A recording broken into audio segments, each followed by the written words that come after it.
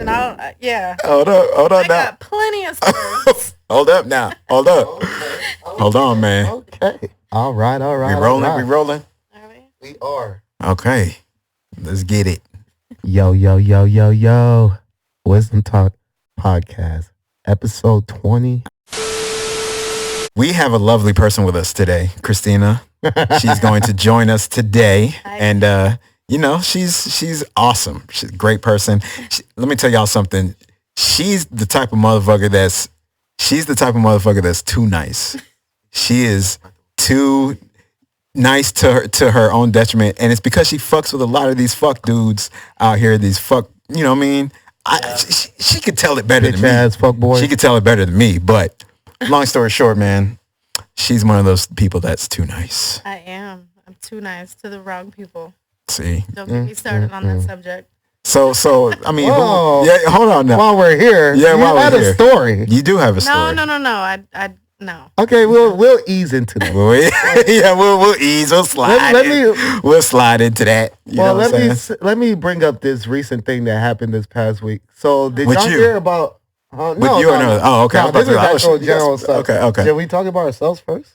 I mean, if you want. I mean, shit. What happened to me this week? Never mind. Fuck that. It's the same shit. The same I work at motherfucking BMW, supervisor in customer service. Yeah. With the porters and the valets and the receptionists and shit. And it's the same ass shit. Entitled as customers. Annoying as coworkers. Same shit. Only plus is that I get to still drive them BMWs here and there. So it's nice. Okay. Well, with me, I've been broke as fuck all week. Got a new debit card coming in. You know what I'm saying? I had to wait on that. I'm sorry. Oh, shit. I didn't expect you know what I'm that saying? Yeah, no, I'm gonna be real. I'm gonna keep it gangster. I'm gonna keep it all the way. I feel your pain because I'm in the same. Man, I'm telling you, being broke is shit, man. Especially when you got a job that pays decently. Man. It's like, where the fuck is my money going? I'm not gonna lie. I just wasn't gonna mention that part because people think, oh, you're good. Nah, this is real shit. Bills came. Yeah, no. This is early September. Hey, like we always say, this podcast is uncut, raw. We speak our life. We speak real shit. Yeah, so I'm gonna be real with the people. Listen, this week I've been broke. Like I've been like having to scrounge like dollars and like ask people for favors, dollars. Like even Christina, I'll be real. I've asked her a few times, like, hey, can you spot me? Like I need some gas to get to the job. Yeah. What's that? Everybody let me hold $1. Yeah. You know what I'm saying? Like, hey, I'm gonna be real. But, we here. You know what I'm saying? I know it's temporary. Life is like this. It's peaks and valleys. You know what I'm saying? So Ups and downs. Ups and downs indeed. So, next week, this coming week, I'm straight though. Setback for the comeback. Yes, sir. You already know. Oh yeah, I can't wait till I get paid Tuesday. Shit. See, you get paid Tuesday. I have to wait, like everybody, like most of the world, wait till Thursday, Friday. Yeah, I don't miss those days. I'm saying, man. But yeah, go ahead. My bad. Oh yeah, no, you're good. Bring that down. Excuse me, let me not break. Okay, so this week, recently, what happened that's like kind of trending and stuff is that this black woman, got hit with a brick by a white man. I heard about that shit. Was it a white dude that hit her in the face with a brick? Yeah. But there's a story behind why it happened. So she's known for like posting herself slapping white men and like saying reparations and shit. Okay. Behind her slapping random white dudes. Okay, so she's just going around just being what's the slapping word? The taste out of people. Like a delinquent type of what's the word? See, there's a certain term for that. But I can't. Dusty niggaism. Let's go with that. Let's just go with that. Like, because that's some ratchet shit. Yeah, because it sets us all back. Because she's saying reparations behind slapping random. Yeah, like what the fuck? So she had it coming, but I wouldn't say a brick. But eventually, a menace. There, she was being a menace out there in the streets. And what were you? Well, my thing is like, dude, like, don't fucking use like an intellectual subject to justify you being ratchet. You know what I'm saying? Yeah. Like, don't be like, because I believe in reparations. Black people deserve it because of the history in America, whatever. We can get into that. You know what I mean? But I'm just saying, like, don't do that and then go around slapping random white folks on the street. It makes the people that are making concise arguments towards that look bad because but then you got a girl like that. But then you got a black chick like this, like slapping random motherfuckers. Like, come on, man. And of course her page got taken down whenever she was like posted, I don't do anything wrong to nobody. Oh my God. Yeah. See, that type of shit, I'm like, man, go bye. Like, you gotta.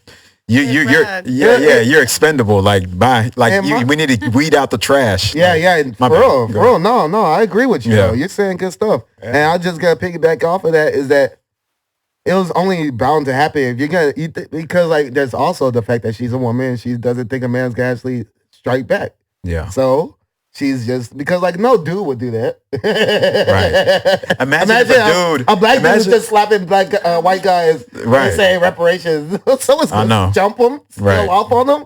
So it just shows where like yes, and then she was like no one tried to look out for me whenever they let it happen and all that. And then there was a guy that also was there and he posted. He was like, yeah, I was there and I didn't stop it because she's known for doing that to these two people. Yeah. And I was like, no, she had it coming. But hold up. I don't recommend the brick, but hitting her. But yeah, go ahead. But hold up though. Like, I thought the person that hit her and that bricked her in the face was a like Somali dude. He looked white. Really? Yeah, I seen the video. Like, not the actual hit. I thought it was like a dude from Somalia or something. It could have been. But I mean, they got like Arabic. And then they say that he was trying to hit on her and she like embarrassingly denied him. Oh, God. It's like, but like the people there was just like, no, she slapped him. Jesus. Yeah, exactly. Hey, Christina, you're about to say something. Yeah, my bad. I'm okay. She's like, nah, I don't want to stir up the pot. I know, right? Well, guess what? I'm going to stir it up for you, motherfucker. Let's get this gumbo going. Shit. Yeah. Ooh, gumbo. Yeah, you know what I'm saying? Yeah. But, nah, that's crazy, though. Like, obviously, the verdict, you know what I mean? I don't agree with that shit. That shit's whack. Yeah. People do that type of stupid shit. Yeah, no, it just sets us back and it's retarded. And, like, I don't condone it hitting women at all. Unless like your life's on the line and you have to defend it, fight or flight. See now, if you're trying to like protect your life, and a woman that is you're in a relationship with a woman or whatever, and she's trying to like literally take your life. Yeah. Oh yeah, by all means, bro, you gotta live, dude. Like I don't give a fuck what the situation is. She's trying to kill you. Yeah. Unless now, now it has to be an extreme for an extreme, right? Yeah. Exactly. She's trying to kill you because you ended up doing some like life-threatening shit to one of her family members. That's different. You know what I'm saying? But if she's just trying to kill you because she's just super emotional and she's just off the chain, like, then yeah, bro, you need a drop kicker. You need to kick her, bro. You need to fucking treat her like a man. Yeah. Straight up. Like, exactly. You know? It's just... What do you mean treat her like a man though? Like, I mean, okay, just let me put it in context. So like, if you're a guy that's not like doing any life-threatening shit to the female that you're in a relationship with, right? Yeah. If you're just on some petty shit, if you're just like doing some troll shit and the female is fed up with it and she's trying to retaliate, if she's trying to retaliate on the level of, I'm going to kill this motherfucker, like literally try and kill him, like, or set him up, set him up in a trap situation where he goes out somewhere one day and like you call some people to go like fucking like take him out. You know what I'm saying? If it's like that, then dude, I don't blame the guy for like trying to defend his life. You know what I'm saying? But yeah, if the guy, it's extreme, right? But if the guy, if the guy's doing some extreme shit to the woman, like life-threatening shit over time, like poisoning her or doing some, that's what I'm saying. Like because he's on some crazy like emotional shit himself. So he's like, I'm gonna get her back. I'm gonna get my lick back. You know what I'm saying? Like I'm gonna fuck her up. Yeah. Then the female is justified in defending her life and like trying to get back. You know what I mean? Hell yeah. That's she better go saying. Full. That's what I'm saying. What's that? Y'all ever seen Jennifer Lopez in Enough? Whenever she had like a You seen that movie enough? Yeah. Christina? I don't think I have. Because she's a movie. She be watching movies. You're a movie head? Yes. I love so pretty much she learned self-defense because her I remember that movie, was like abusing her. Yeah. But like not just like fully beating her ass, but might hit her here and there or might do some abusive shit. And then like eventually she learns how to like fuck that nigga up at the end. Right. Yeah.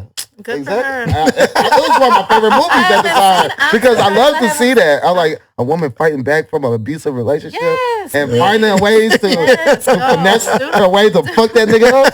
It's actually pretty cool because it was realistic. It wasn't now she's Scarlet, like she's like Black Widow doing all this crazy shit. She had to like finesse and like do different things to set up the ass whooping. But she stood up for herself. Yeah, she stood up for herself. She found a way. Back. Yeah, facts. Yeah, and I'm a full advocate of that. Yeah, and that's what I'm saying too. Like, got my support there. Right, that's what I'm saying too. Like, you know, like I mean, extreme for an extreme, right?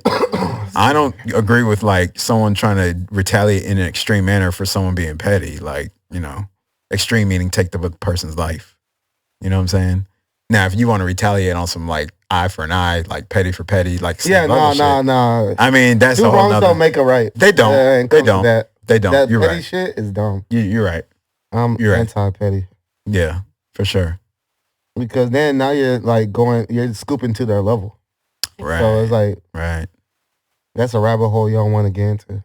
Speaking of petty, I know you've dealt with some petty ass motherfuckers in your lifetime. Yeah. No, because I've dealt with petty women. No, I have. So I know you dealt with petty dudes. I know it. Come on, let's be real. We were just talking about this. That's what I'm saying. Like that's what I'm saying. Like she dealt with some petty ass motherfuckers. Like I'm telling you. I mean, petty is an understatement. If you want to be honest and real, petty is an understatement. I don't know what you like want me to childish. Get into. Childish is oh my god. That's not even. That's not even enough. I mean, I don't know what. Let's get into it. Yeah. If you want me to. Yeah, no, I want. Please get the snowball rolling. Let's get this momentum going. Oh my god. Because I'm gonna tell you something. Your perspective is needed. Like your perspective, your experiences is needed. People need to hear this shit because you know what I'm saying. It can help someone learn what not to do or what not to get caught up in. You know what I'm saying? Like, so it's good for you to kind of like express your story or tell a little bit of something. You know what I'm saying? Like kind of, you know, let people, because me and my cousin get on here all the time. Yeah. We talk our shit. And they hear us all the time. Yeah. So it's like, people know. Perspective. I don't give a fuck. If I'm, like I said, if I'm broke, like I said in the beginning of the episode, I'm going to say it. You know what I'm saying? I always say this too, for all of our guests, is that there's always someone that watches our shit that relates to our guests. Oh, absolutely. Like they hear our guests and like, yes. I feel her, or I feel that person, or I feel him. You know what I'm saying? Yeah. Yeah. Seriously. So what you say is gonna resonate to someone. Oh, absolutely, absolutely. So you're making a difference, regardless of you knowing it or not. Absolutely, you're making a positive difference. Straight up, like it's. That's why we do it. Real, yeah. This is one of the main reasons why we wisdom talk. We do this. Yep, we do this every fucking Saturday. You know what I'm saying? So. As I sip my beer. You know what's crazy? I saw that beer in the gas station earlier. When we stopped at the gas station, I was getting her a beer. Was it the Exxon? No, it wasn't this one. It was in Katie. That's right. Yeah, it was in the Katie. It was the show. Yeah, cheers to that. Yeah. You know what I'm saying? But yeah, you know, yeah, I saw that beer and I was looking at it because it was like $3. And I was like, hold up. It's the bang for the buck because it's high gravity too. 8%. Is it? Oh shit, 8% that's strong. For a beer, exactly, and it's 40 ounces. Damn. Yeah, I know what I'm doing. Damn. Oh shit. Well, damn. Yeah, he be getting lit. Yeah. He be getting turned up. I have my pens, but they're pretty much out too, like dab pens. Yeah. But they're out. There's not really much left. So otherwise, I'll be ripping that too while I'm drinking. Crossfading. Yeah, I know. Oh, I have a random ass story. This is a random fucking story. By the way, side note, I'm dressed up today. Did you notice that? I did. I'm in a button. Yeah, so I came. So the reason why I'm wearing this shit is because I came from a job interview. I had a job interview. And at what time? This was at 2:00. Yeah, a long time ago. Yes, it was in Pearland. It was in Pearland. Time to change clothes. Yeah, it was. I did, but I was like, you know what? I'm just gonna leave it on because I'm gonna go scoop her up. Yeah. I'm just gonna say this as a side note, before you continue, is that this is different from how you looked at any other episode. Didn't I tell you that? I told you that. I told you that shit. That's why we're family, connected. He's like, I'm never dressed up like this. I swear, like I never go on the podcast looking like this. Like, this is my first time. I told you. See, dog, we know. As I said, I told you I'd be chilling. Cousin chemistry connection. Yeah. CCC. Yeah. I tell you, the way I come, I might wear one of these shirts, not these ones specifically, but one of the merchandise shirts. You see his hat? He's got one of my hats on. You know what I'm saying? I wore one of the hats maybe. Or sometimes I'll just come and chill. So merch. She, you know how women are sometimes when they get ready, they take like 3 hours. They're like, oh, I don't know about this shirt. Oh, I don't know about this. Don't remind me. She was like, I was like, look, you fine. You look straight. I was like, look, you're fine. Like, you look good. You know what I'm saying? I changed clothes like 3 times. I didn't even know what I was. That's women. And then the whole time we're on the way here, and I'm like, oh my God, I do not want to be put on camera. That's women. So you literally throw on 3 different outfits before you say, all right. I mean, that's a typical woman though, like he just said. Yeah, no, I know because I got sisters. Yeah. I've had girlfriends. I know, but I don't. I've never. I'm sorry. That's what we do. You see. I don't get it though. I understand. You're a man. You're not a woman. Like, so you don't. You get it, but you don't get it. Like. You're right. I'm not disagreeing with you, but it just shows you the difference. Like men and women are so much different. It's literally yin and yang. It's literally the two are completely one another. Like that's the type of shit I be talking about. That's where I come in with the whole dating aspect and everything, that we are not the same. Like we are not equal, but we are equally opposite. Right. Like, if we're gonna be equal, it's equally opposite. Like that's true. It's just like women try to move like men and men try to be more feminine like and all this other stuff. It's just not. It just doesn't work. It doesn't work because like there's a lot of clashing in between. Just be a woman. I like how you're like, I'm a woman. It's you know what I'm saying? Hey, you know what I'm saying? Ladies, you know what I'm saying? That's what we do. 3 outfits later. Yeah. So yeah, okay. I'm sorry. So about the I had a job interview. No, you good. I had a job interview.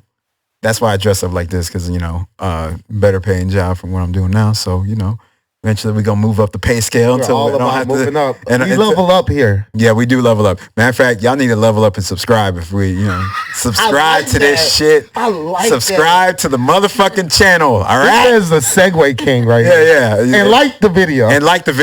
Like it. See, I don't like to do the typical YouTuber type shit. I know. That's why I don't really do it. But I'm doing it now. So, like, subscribe, share, everything. Plaster this shit. You know what I'm saying? But back to the but that's why I'm dressed up. You know what I'm saying? That was the sidebar. Oh, and you know what's about to be even funnier? I forgot what I was sidebarring. I had a point that I was gonna make, but I forgot it. About dressing up? No, it was before I mentioned why I was dressed up. I was gonna say something, but whatever. Fuck. I know. Damn, I think we just do too many tangents. I know we do. Yeah. We the tangent kings on YouTube. We the tangent. Listen. I like to get the women's perspective because the hosts are guys. So I like to hear women's perspective of certain things. So what's your feeling on like sex work? Sex work? Like, okay, I know it's vague. Sex workers? Sex workers. Like, okay. You have like the OnlyFans and porn stars and all that stuff. So, porn? Yeah. It's because of like demonetizing YouTube and stuff. But corn stars. Okay, so that's exactly. Got it. He was talking in code. He was like, instead of saying porn star, he said corn star. My whole point with this is that and like slut shaming and everything else like that, and that demographic of people believe they shouldn't be judged on what they do and everything else like that. And there's nothing wrong with what they're doing. If there's a problem, it's the people who are feeding into what they do and not them doing it. If you have a problem with it, then you should talk to the people who subscribe and who watch the videos and the sex addicts and everything. And my perspective is I related to like crack dealers. And I was like, oh, so should the crack dealers blame the crackheads for buying the crack, or is what they're doing still wrong? So what would you think about that? I mean, difficult subject, but I mean, I don't think that they should blame if they want to do that and be a part of doing that, and you know, they should be at blame. Like, they shouldn't have, you know, look at like everybody else that's feeding into it or giving the money and whatever. Right. Like, they're the ones that want to do it. Yeah. It's like, I don't know. So let me ask you this. So hold on. Let me ask you this. Started off well with that. Yeah. Let me. Hold on. Yeah. Let me. So do you know any friends or I wouldn't say friends, but do you know anybody in these industries like? I think that's why she's kind of tippy-toeing on it. Yeah. I do. Yeah, that's what I'm saying. See? Strippers as well. I mean, and listen, sex workers are... I was going to bring that topic up. Yeah, okay. But here's the thing. I'm not mad at the hustle. Like, I don't even trip. I mean, no. Yeah. It's a hustle. It's facts. Get it how you Facts. Get it how you My can. point is about the accountability of what that hustle might bring to you as a, like... The extra shit. Every action has an equal yet opposite reaction. Yeah, the extra therefore, shit. the choices you make, that instant gratification is going to come with long-term issues. Oh, no, it's... And so on. So yeah, no, it's definitely going to take a toll on you.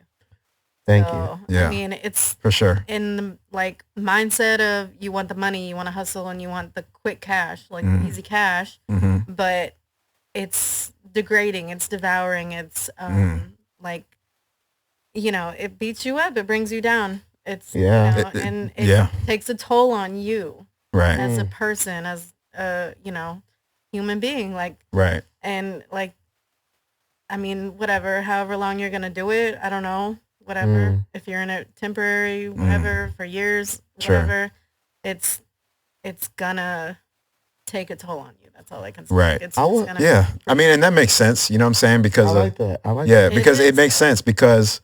All the extra shit that comes, it's a fast lifestyle. Yeah. You know what I'm saying? It's fast. It's easy and fast. Easy and fast. So with easy and fast, think about driving on the highway, easy and fast. Yeah. You think you're going to be that? You think that's safe driving?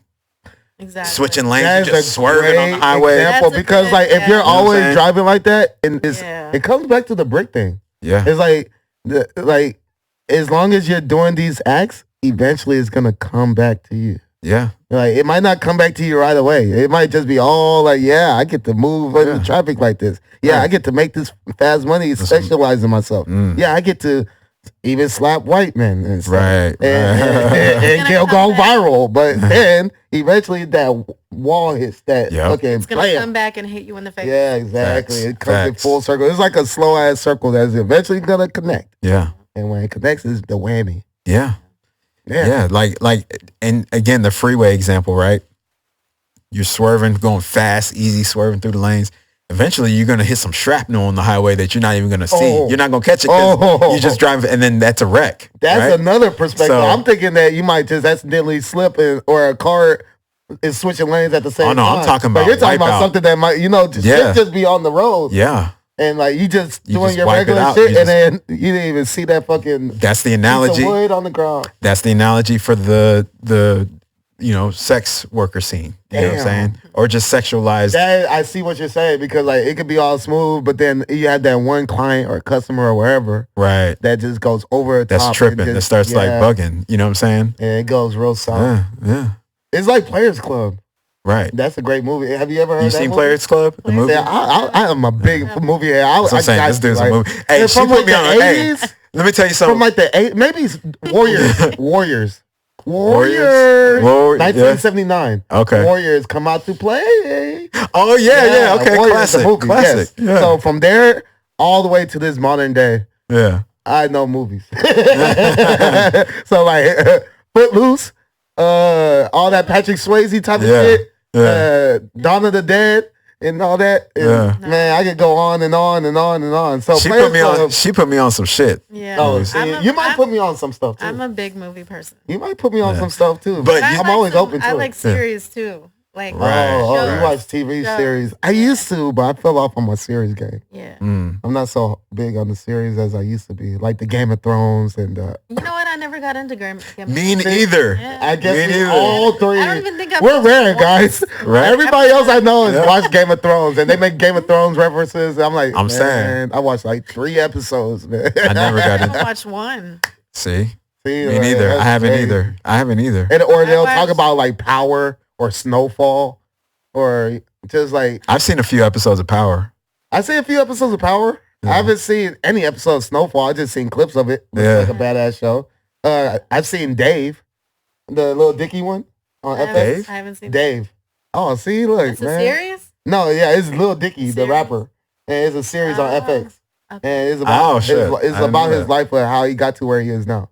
But it's like a comedy. Gotcha. So it's pretty fucking funny. And that boy could rap too. Yeah. The way he looks as a Jewish, quirky looking dude, that boy got bars. But nonetheless, though. You're Players Club. You were on the Players Club. Thank you. Yeah, see? I'm keeping on track. See, y'all? Hold on. I want to make it.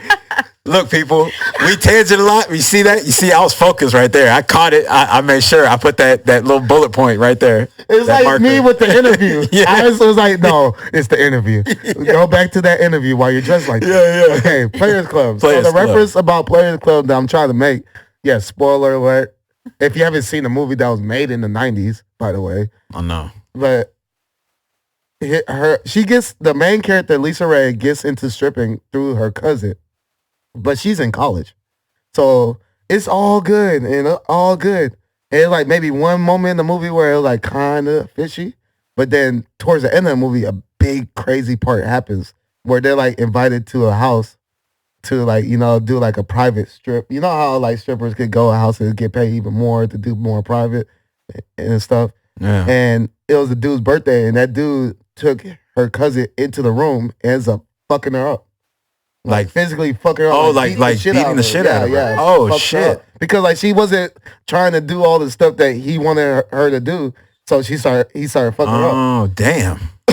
AKA that one moment where it could go south. Where it can go sideways like a motherfucker. Yeah. Like, yeah. And then at the end of the movie, they do get their vengeance.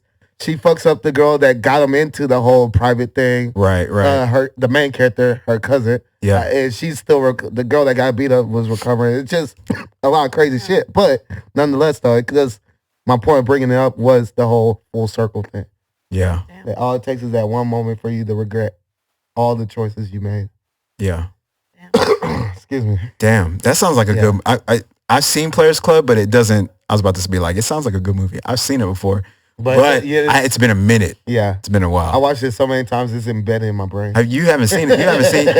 You haven't seen Players Club, have you, Christina? No. That would be one that we watch. Sounds like interesting. We will be watching that. Yeah. We will be watching she put me on some shit, like I was saying earlier. She put me on this one movie. I remember it called Felon. Oh, Felon. Yeah. That movie is off the chain. It's about yeah, that's one I haven't seen. No, really? Felon. It's on Netflix, right? I think it was Netflix. Yeah. Is it a newer movie or is it old? 2008. Yeah. 2008. An older movie. It's I graduated. Yeah, the movie's about the prison industrial complex, how this guy got basically innocently thrown in jail. Damn. And he had to go experience like the life of like being in a federal prison. Yeah. It's fucking crucial. It's a good movie. Yeah. But the guy that he was locked up with, like his cellmate? Like he took his life for him, right? The guy that he was locked up with took his life. Another Easter egg. Spoiler alert. I know, right? We got to go.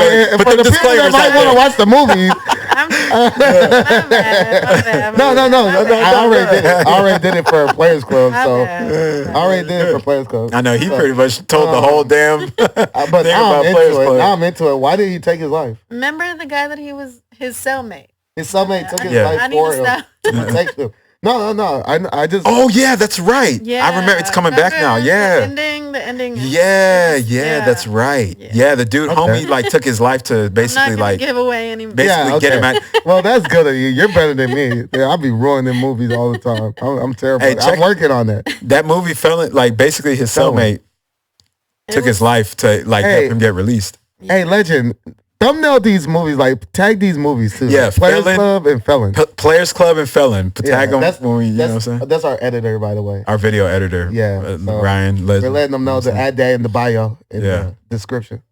So. And put Christina's name in there too. This is our guest today. Do you want us to put your like IG? You have IG? I don't. Okay, what? I have Facebook. She has Facebook. You don't have IG, bro. I used to. This is a green flag. That's a green flag. Like, green. That's what I'm saying. It's a green flag. Hell yeah. Like fucking right it is. Like, IG's the main what place. What is a green flag? You know how you have red flags? Red flags? I mean, yeah. I know. So it's the opposite. I know what a red flag. Okay, so stop. So exactly. So the opposite of a red. So what's the opposite of a red flag? What's the opposite of a red flag? So red means stop. I mean, green means go. That's the green flag. Green's good. Yeah. I'm like red. You know when someone presents red flags, you're like, hell no, stay away. Green flag is like, yo, okay. This is green flag. You don't got the IG. So that type shit. Yeah. Download it for me. Give me. I don't know. No, don't get it. I'm He's like, nah, stay away from that shit. Like green when it comes to like social media. It's crazy. Like the only thing I have is Facebook. We might play matchmaking with you, though. I'm saying you're gonna find a good. You know how many dudes? You know how many guys right now are just like, yo. Twitter, Snapchat. What else is there? Twitter, Snapchat. Yeah. Well, Twitter's not X. It's TikTok, X now. Whatever. Yeah. No. You don't have none of those. No. Only Facebook. Yeah. Only Facebook. Wow. Don't make fun of me. We're not. Nah. We're applauding that. I mean, honestly, I used to have. I admire you. I used to have them, but all I would do was just like literally be glued to social media and just scroll nonstop. Facts. And I got so addicted, I was just like, no, like I gotta delete. You limited yourself. I would never get off like my phone or social media. Like it was just like. I mean, I know Facebook's an addiction too, but it's just like. But it's like the minimal addiction. It's the minimal. And it's more like for your family and friends. Yeah, no, it is. So you can stay in contact with them. Right. Oh my. Like my eyes are a little watery just off of the passion. I'm telling you. Because there's going to be people that watch this episode and going to be like, wow. She's rare. Like, that's a rare thing to say. Like, you exist. People don't believe it. People are like, what's your Snapchat or what's your Instagram? Right. I don't have it. They're like, wait, what? It throws them off. But here's the thing: a lot of the women would see it as a negative thing. Like, why? Like, you need to get on it. Nah, but then, like, don't. The guys are gonna be like, wow. Yeah, like facts. Instagram though for females, it's like it's a thirst trap. Exactly. They're all the DMs. They're posting their body. They're posting these like. Oh my God, this girl is a catch. They're amazing. This girl is a catch. Football is Sunday. Tomorrow. And she's already a catch. They're posting like these like awesome, like gorgeous. Yeah. Whatever you want to call pictures. Well, a lot of filters too. Exactly. That's what I'm trying to say. I was just going to say, like, is that really what you look like though? No, it's not. No. It's not. It's all shots fired. I mean, I'm being real though. I'm being real though. It's facts. Let her cook. Let her cook. This is amazing. I mean, that's why I gave it up too, because I was posting a bunch of like pictures of me. I mean, that's all Instagram is, I feel like. Right. Instagram, I mean, I don't know about no. That's the because like Instagram is the pinnacle. It's the main one of all of them. Yeah. And then Instagram is connected to Facebook. Right. So it's like if you're gonna use any of the platforms that best describe social media, it's gonna be Insta. Yep. Everybody's, I feel like, in my opinion, everybody's fake. It's not really who you're like who you think you're talking to or looking at. That's not what you're talking to and looking at, if that makes sense. It's not. No, that's real. That's real talk. It's not. No, you're like that's real talk. You just had that. Hey, we gotta give a clap for that shit, man. That was great. She cooked. You know what I'm saying? You know what I mean? It's on the pan and everything. I'm telling you. I'm saying on though. The skillet. Right. Man. Damn. I know. Yeah. I know. Hey. Thank you for bringing her. Yeah, because I told you you'd be great. I told you you'd be great. Because like there's gonna be people that watch this, like even girls that like they're gonna be. It might be epiphany that they have hearing you say this and be like, you know what? Why am I on Instagram? Because like it's nothing but trouble for me. I'm saying though. I'm just saying. Who's DMing you? Like thirsty ass fucking guys. We were just talking about that with Roof Mama and J Hall. That want some ass or excuse my language. No, you could say whatever. Shit, fuck, ass, thirsty bullshit. No. Yeah, you got. Yeah, let it go. Let it go. Thirsty ass guys that like think they're gonna get what they're looking at, but that's not like it's just ridiculous. It is. It's niggas. And you know what though? Like I'm happy you said that though. It's ruined. You know what though? Can I say something? Yeah, go ahead. Because oh my God, what am I trying to say? I've done this. Like, that's why I deleted my Instagram, because I used to be one of those females that posted all these like badass pictures and thought I was like all hot and you know this and that. But I would get DMs from guys and left and right, and it's like, what do you know? Like, you're just thirsty, right? You just want a piece. Yeah. You just want a piece of a piece of exactly. Right. Exactly. Yeah, no. Because like a lot of girls would like use this as their rebuttal whenever they're like doing it. Goes back to like the whole sex work thing. Yeah. And then like we'll be like, well, you're not gonna be able to get the guy that you might like. They might feel a type of way on what you do for a living. But their rebuttal would be like, my DMs are full. I got all these guys that would be with me in a minute. Like and my argument to that rebuttal is they just want to fuck. Yeah. Yep. And you saying that all these DMs are just guys that just want to fuck and not even take you seriously. Yep. Just confirms what I be saying. They take you as a. I don't know if I should say this, but I'm going to. They're just looking at you like a fucking piece of ass. Like, yeah. That's facts. Something like easy. Something that it's She's so polite because like she excuses herself before she says she excuses herself before she says a fucking piece of ass. Yeah. You're damn right. You're damn right. I don't want to be like disrespectful and like I don't know. Oh man,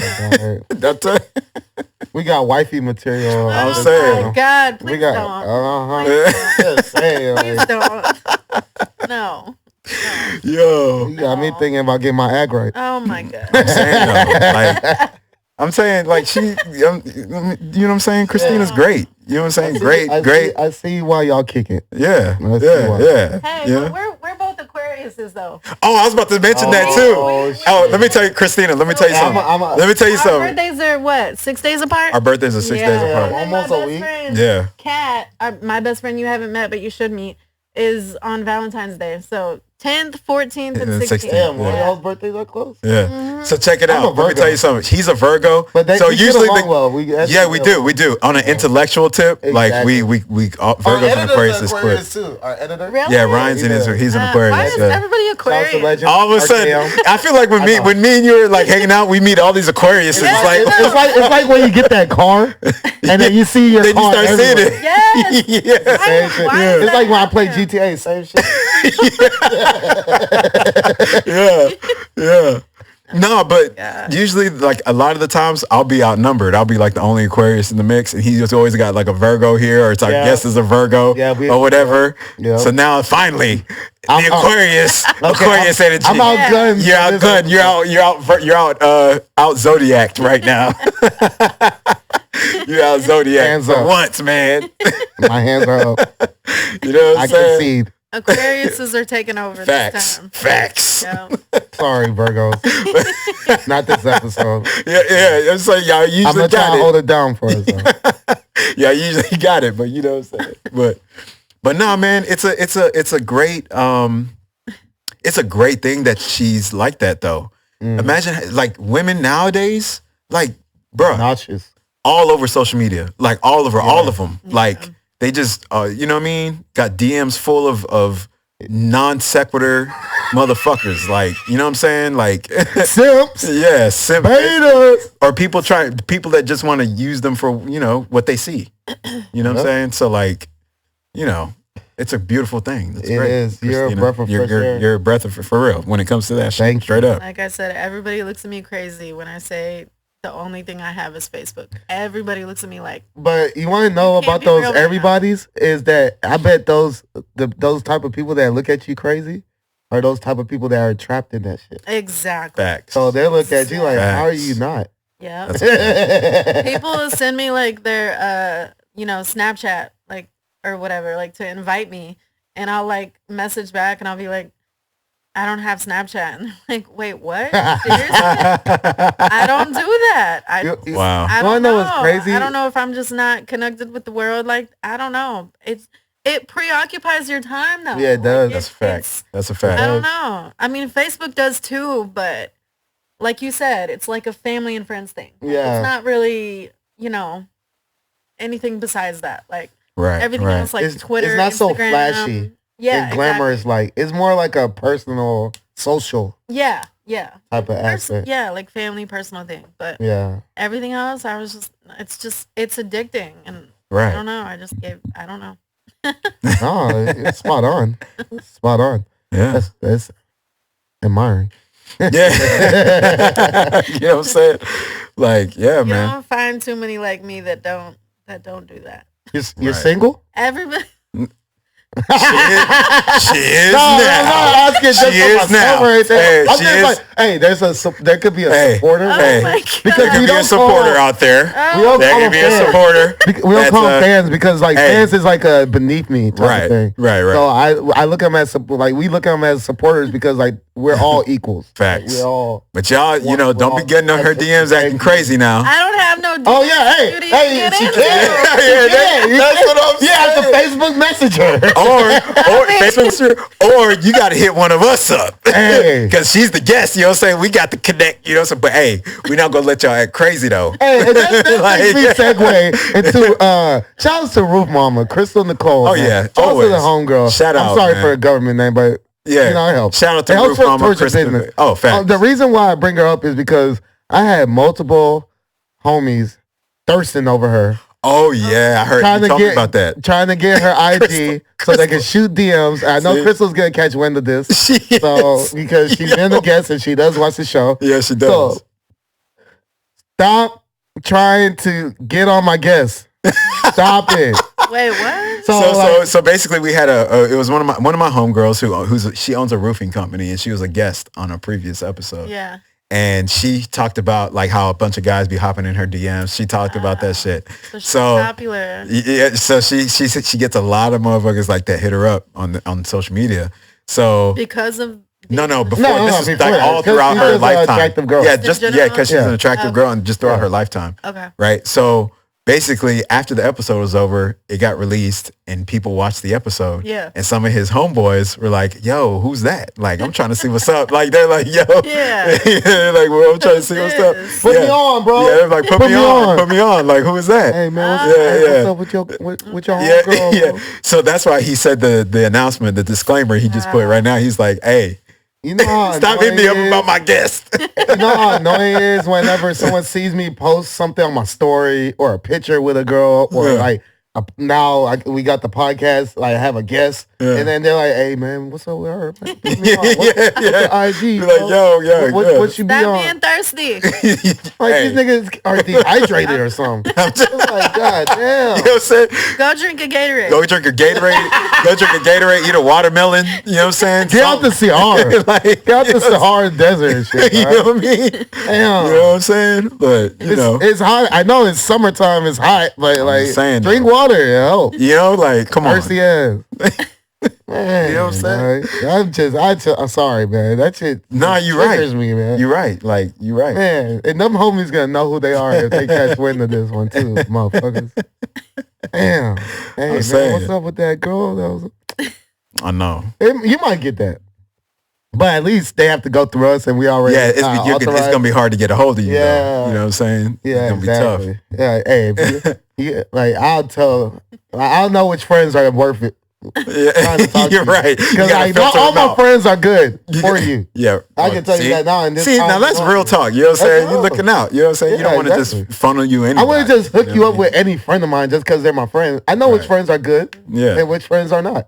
You're right. I'm being real. I got some dog ass homies. Yeah. I got some good ass friends. Yeah. So, yeah, man. There's that. So, another one was going on in recent news in the whole media aspect and all these influencers or celebrities, everything else like that. You know, we have our little gossip time type of thing. Or not, I wouldn't say gossip, more like reactions to what's certain events. So we talked about the Logan Paul and Dylan Danis thing. You know who Logan Paul is? Christina? Do you know? Yeah. No, I don't. Okay, so Logan Paul is this influencer. He originally was him and his brother Jake Paul were like on Disney and all that, but then they became like influencers, YouTube and everything else like that, all them platforms. Mm-hmm. And like to a point where Logan Paul specifically is like a 9-figure man, and he's partnered with Dana White in UFC with his drink called Prime and everything.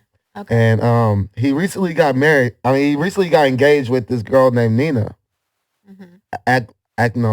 She's like Danish. I'm gonna butcher her last name.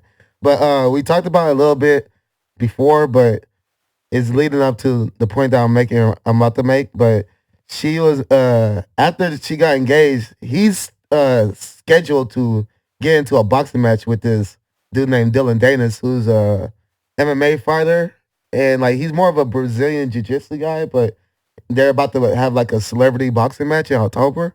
So like before the fight, they're promoting the fight, and what he does, the Dylan Danis guy, is that he attacks the Logan Paul dude's fiance that he just got engaged to, not attacking her like physically or anything like that, or even like calling out her name, but more like exposing her because she's a model.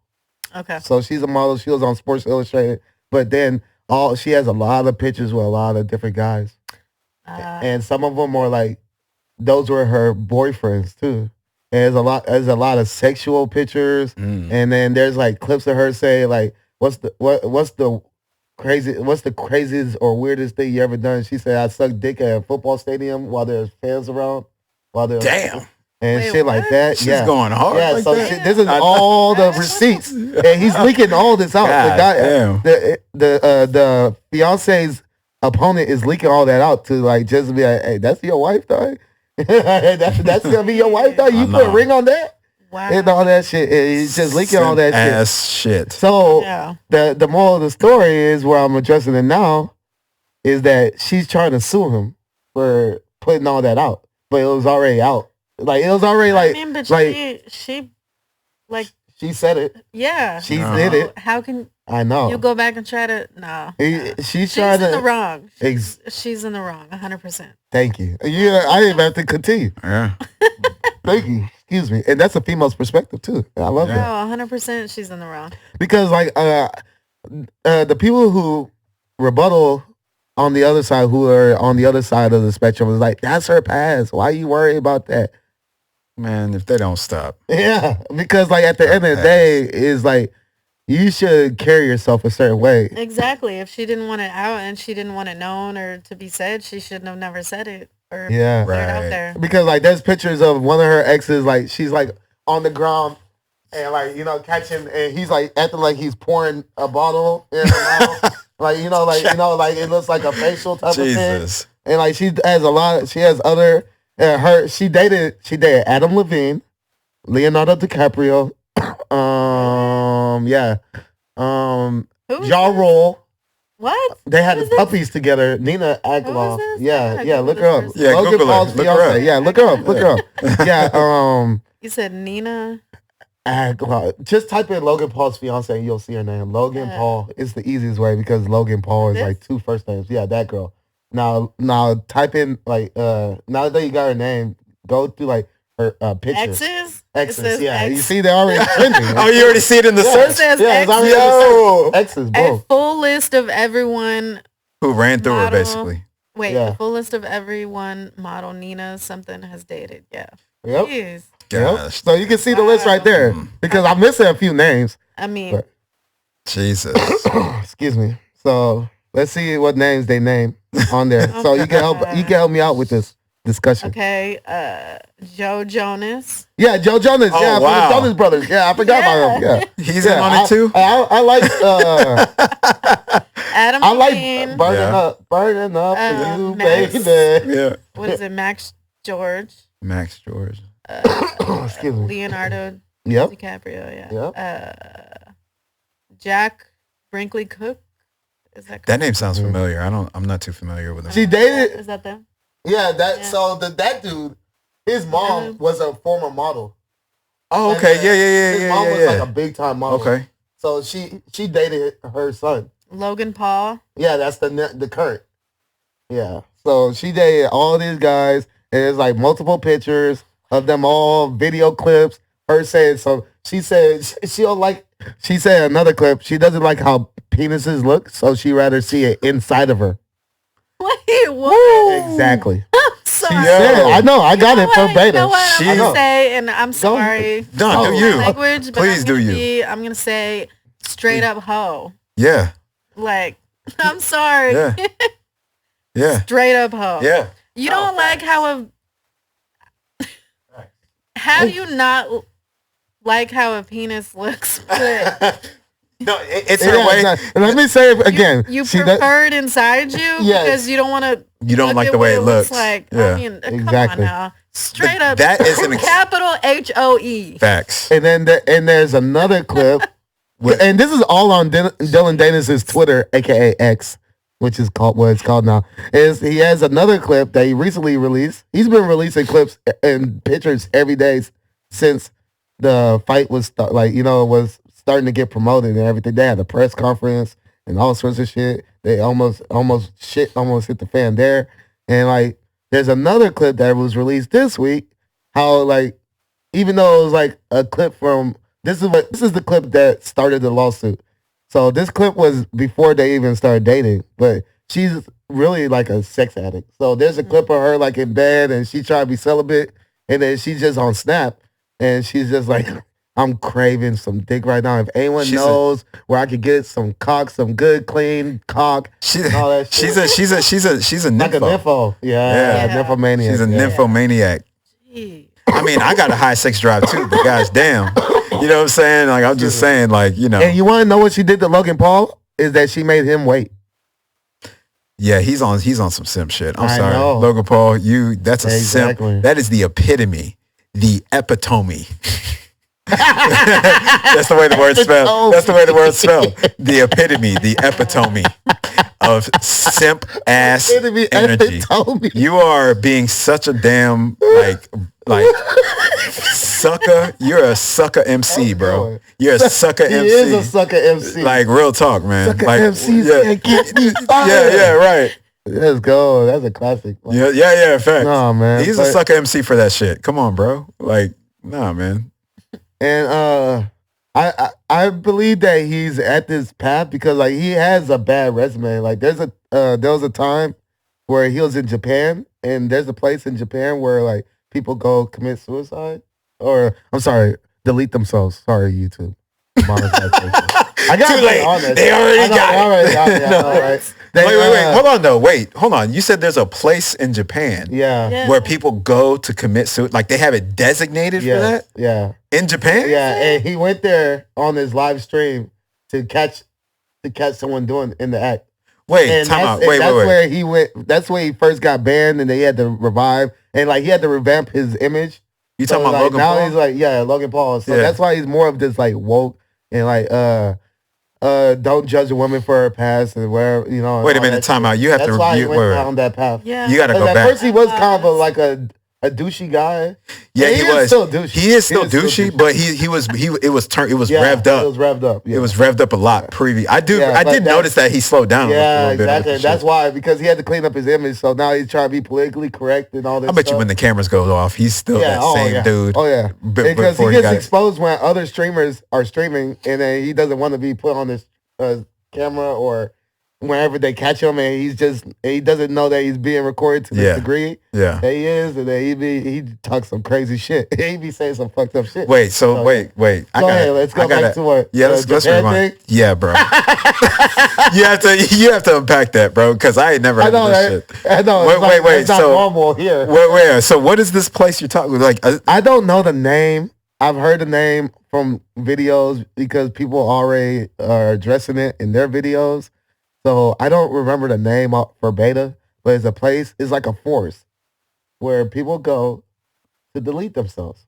Really? Yeah. I did not know this is actually a thing. And he goes there trying to catch someone deleting themselves, and he catches someone doing it. Oh, he caught somebody. And it was like on a stream though. It wasn't like it was a live stream.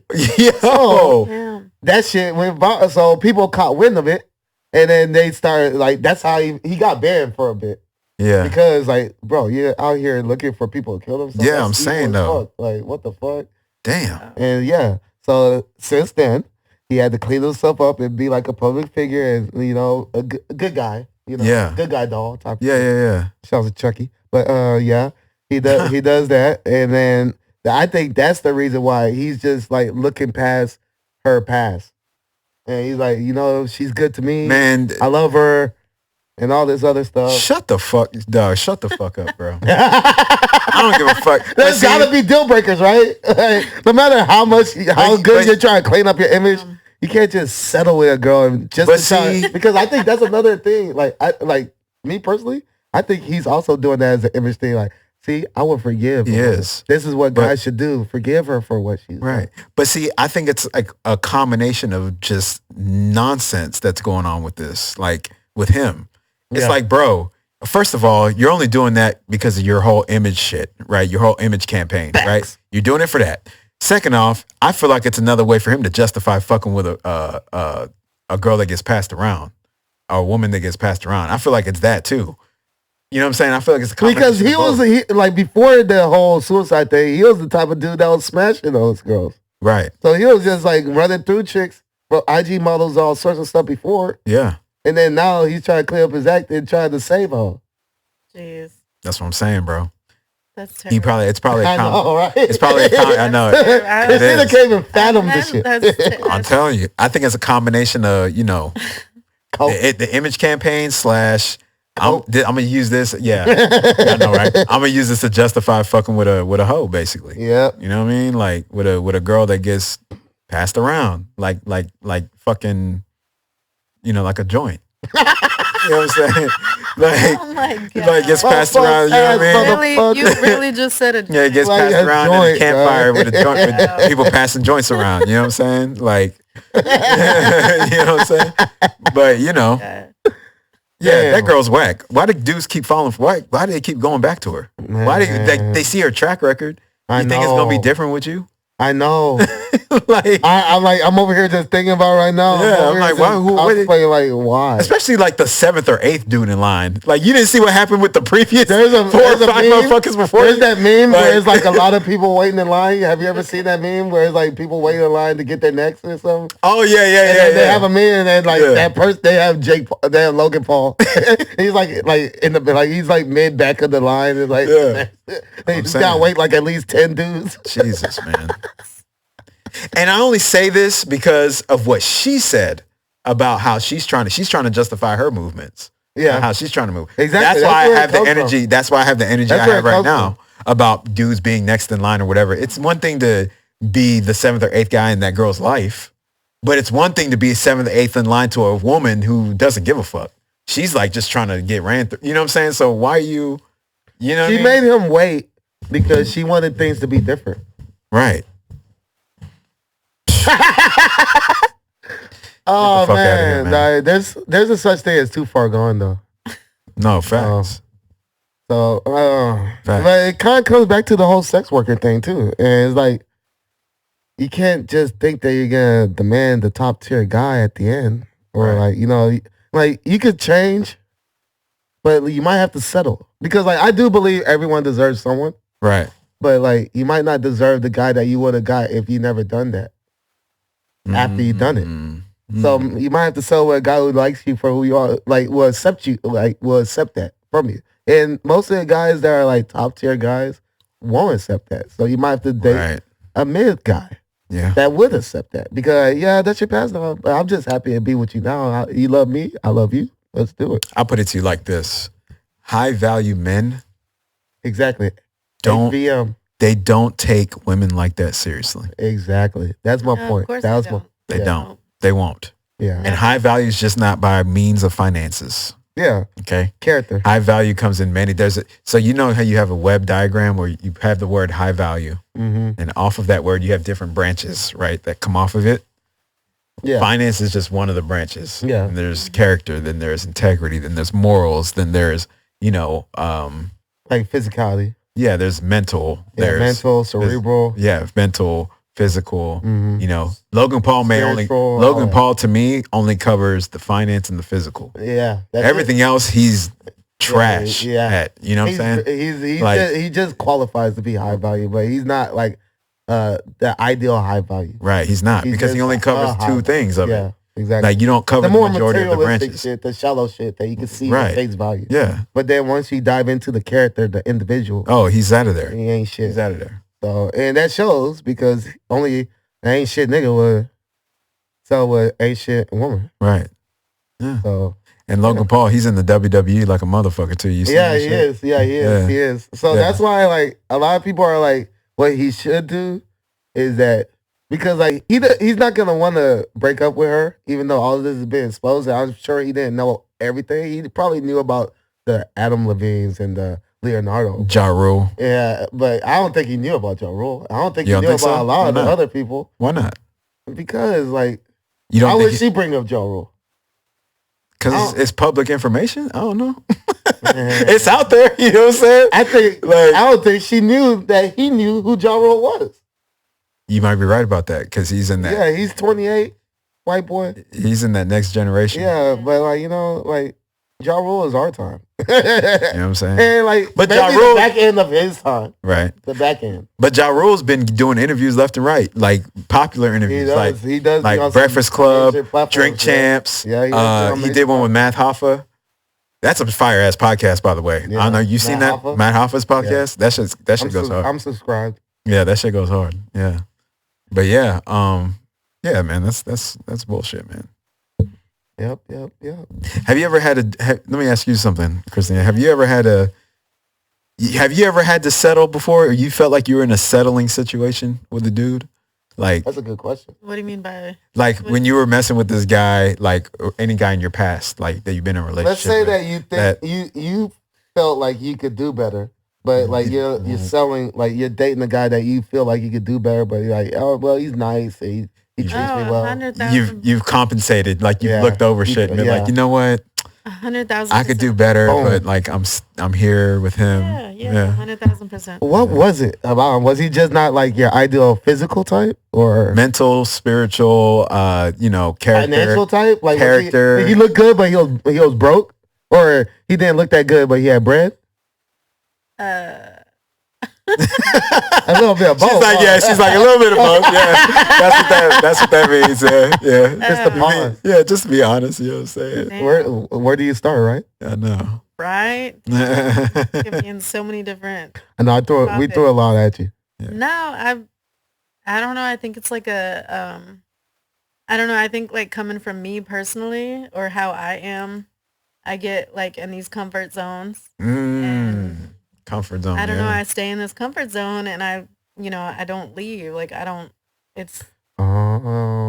That's a good point. That's a great point. I've done that a lot in my past. So you've had long-term relationships, huh? Yeah. Where you've been with someone for years. With complete assholes every single time. So but then like. I'm not going to name names. I can help you. I can help you. You know what I'm saying? I can help you out. I'm not going to name names. I could, but I'm not going to put anybody on blast. Yeah. Hey, we've had girls put people on blast before. Oh, yes, we have. I could, but I'm going to be. I'm going to be the bigger person. I'm going to be the bigger person. This is a definition of a Southern belle. Yeah, you know what I'm saying? Real. I'm trying to bite my tongue right now because I don't know. I'm gonna help you out, and I could tell that the reason why you're still in those relationships, even though those men weren't shit, is that you already invested so much into that relationship. Yeah, that it's so hard to just sorry. No, go ahead. No, go ahead. No, I was like, I was just gonna say that it's so hard to just throw it all away, just be done with it after you spent so much time and investment, and you've spent so much time, put in so much effort, like done everything, like, and you think that person's gonna like either change or it's gonna work out or it's gonna turn better, but it's in reality it's never going to. But so I in your mind, that's what you hope for, that's what you want, that's what you fiend for, but it's never gonna happen. So you sit there and you stay and you want that, but you're just wasting your time. I call it the fix a nigga workshop. So you think My mind's a bit different. I should have warned you. Like, I spent a lot of time just thinking shit. Thinking. Yeah. So the reason why I call it Build a Nigga Workshop is that women are trying to always fix a nigga. Like, always trying to fix a man. Always thinking that they could, okay, he's good at this and that, but he's real fucked up here and there. And maybe if I'm patient enough and you look like that part, she's trying to interject. She's trying to interject. Well, no, I'm thinking like kind of agreeing. Not that we're trying. It's not that. You're trying to fix him. Yeah. It's not that you're trying to fix him. No, like or you're just hoping that it might be a little bit of both. It's kind of clicking right now. Might be a little bit of both. Right now. So it's like. You're hoping that he comes around though. You're hoping that over time he'll come around. Exactly. Of course. And like your presence and your comfort is gonna be enough for him to be like, you know what? Let me change that about myself. Yeah. Because that's what you're thinking he should think, but he still has a mind of his own. He's just like comfort. Facts. He has a mind of his own. He's just getting as comfortable as you in the opposite way. So he's just like, shit, she's going to be here regardless. I'm going to keep being me. Exactly. I'm going to just keep being more and more. That's a good point, bro. Because they know and they realize that, hey, she's weak. She's going to give it and she's not going anywhere. Yeah. I can just sit here and I can walk all over her and do her any type of way. And she's not going to walk away because she's comfortable. Wisdom talk. She doesn't want to, she's not going to leave.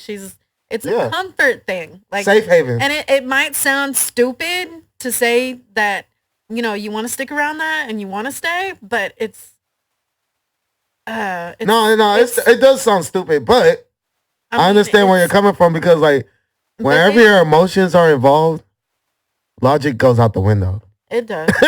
So it's like that's why it's like I'm not even mad at you because like you're emotionally invested. Yeah, you're looking long, especially when it's a long-term relationship where you put in so much work. Like you waste 6+ years of your time to somebody and give your absolute all and think things are going to change most and want the best and think things are going to change and they never do. Like time is something that you will never get back. You can get back money. You can earn money. You can always find a way to make money. Time is never going to be replaced. Time is something that's you can't bring back. You will never get back. So this is facts. She's spitting, dog. I know because I've been there, and I look back at like past relationships or situations, and I think, damn, I wasted that much time, and that's so many years. I'm thinking I'll never get that back. You're just getting older. You're just gonna age. Like you're never gonna get younger. You're just gonna get older. It's Damn. Don't waste your time, man. Yeah, that's a fact. See, the craziest part is what you just said. I'm literally the polar opposite. Like I've never had a long-term relationship. Not even gone to a year. Wait, hold up. So, what is your longest relationship that you've 7 months? What? Not even. Well, you haven't made a year. I've had like 16 different girlfriends in my life. Damn. Wait. It never lasts. Like, I have some relationship that lasts a couple weeks, a month, 2 months. Wait, how old are you? I'm 33. Oh, you're okay. You're 33. Yeah. She's 30. So, she's 31. Oh, we're 2 years apart. Okay. Yeah. Okay. But you've already had like long-term relationships. I mean, but yeah. Like from when I was like 17, 18 years old, like. Was that your first boyfriend? Was 17, 18? Yeah, I was. My first girlfriend was when I was 12. Really? I had a girlfriend every year through high school. But my first girlfriend only lasted a week. My first girlfriend only lasted a week. What type of shit? I know. A week. And that's what I knew. What did you do to her? Yeah, cuz she did. What did you do? And the craziest thing is we tell her, ask her this shit. She beat me to the breakup in class. Cause like we're already like you could tell like we weren't hanging out that day. I was like, man, I'm gonna break up with her. And I guess she was thinking the same thing. And then she hit me with the breakup. I'm like, no, I'm supposed to break up with you. Damn, that's petty. That's petty, bro. I'm terrible with relationships. I'm sorry. So it's ironic that I'm the dating expert one, the one that always wants to talk about dating shit. And I know so much. You know why? I've been in so many different relationships. You want to talk about it because deep down you yearn for that. I know, I do. Long term, you want that shit. I do. That's why I'm so passionate about it. Because like I want that one woman that I could be with for the rest of my life. Yeah, you long term, years and years. Even if it doesn't work, but give me some years. Yeah, you do. With the same woman. No, like I said, you can't get time back, so don't rush into anything. Don't. That's a good point. I haven't been rushing at all. Don't try to get tied down. I'm telling you, it's a trap. That's a good point too. With these women, these Instagram models, and people that are thirsty and trying. Nope. And that's why I don't be cuffing them. Right. I don't. Or if I do, it don't last. Because like, I be out. As soon as I get the red flags, I be out. I don't know how people still stay around. Don't get tied down. I know there's good women out there, but it's not just guys that are thirsty. Females are thirsty too. Oh yeah, And it's like they just want money, or they just hypergamy, whatever you can give hypergamy. them. So don't fall for it. That's game. That's for the fellas too. I'm just putting my 2 cents. He's speaking for both sides. I'm being honest. You're spitting bars right now. You're spitting hot fire. I've been around females that are thirsty as fuck. Excuse my language. No, you got it. Oh, she is so sweet. But I've never heard anyone on our panel. Don't call me sweet. I can be sweet. No. Hey, look, off the camera, I called her a Sour Patch Kid. Because you know how the I was going to say, I can get sour too. Yeah. Sweet, sour, whatever way you... Don't get it twisted. Ooh. But she's super. She's Duly a sweetheart, noted. though. She's a sweetheart. She's a sweetheart, though. Deep down. Duly noted. Hey, just don't get on the bad side. Right. Yeah, we're good here. Please don't. Yeah. Please We're good here. No, but Southern Belle, I like that description. That's her energy for real. Like in Southern Belle, like you got this like Southern Belle type of when you're it's like when you're in Southern your hospitality. Southern hospitality, Southern Belle. Like a Southern woman is usually like sweet and modest, kind, and wholesome, and thoughtful. Yeah. You're very you want to be in that vibe. Friendly. Yeah. All that. You want to be in that vibe, that nice vibe, like everything's caring, good, nurturing. All that. You take she be taking care. Like, listen, man, I'm telling you, the relationship that she's been in, she'll make sure we eat. Right? No, facts. Yes, she'll take care of us. Yeah, for sure. You see that? If you take care of, like, I'm respectful. You take care of me, I'm gonna take care of you. Like, so wait. You scratch my back, I'm gonna scratch your back. Like, you know what? That just makes me more pissed that these niggas that you're dating had a girl that was over here like submissive to them. And they still didn't show that level of appreciation and be that. Bro, she's the type of girl. She's the type of chick. But you can't blame them 100% for like how they treated me, because I'm gonna say like I was the idiot for staying around. You know what I mean? Sticking around so long. Sticking in the comfort zone. You can't be the bigger person to that degree. Like, no. I agree. I like what you're saying, but it's like, damn, you're really just taking more of the blame.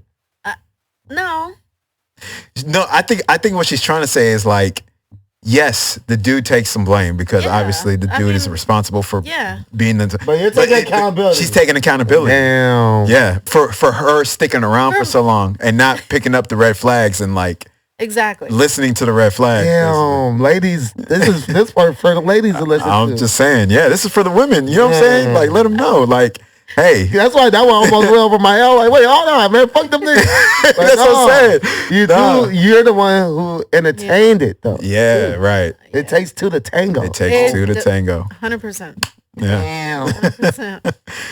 Yo, she's the type of woman to like take care of the dude if the dude is like down and out, like in the relationship. She'll be like, I got you. Like, if you need payment, you need to pay some of your bills, like I'll help you out. I got you. Like, but as long as you're down and out and you're broke on your ass, like it's okay. Like I'll be there for you. I'm gonna take care of you. Like, man, like I'm telling you, like it's throw you a bone, you throw me a bone. Right. Like, but see, usually the relationships you've gotten in, it's like you'll throw the bone. They don't throw it back. No, they don't fucking throw it back. I want to catch something. Yeah, they don't throw it back. Supposed to be catch, right? Yeah, right. Supposed to be back and forth. Yeah. Like tennis games. I'm saying though, like that was a Drake for that bar.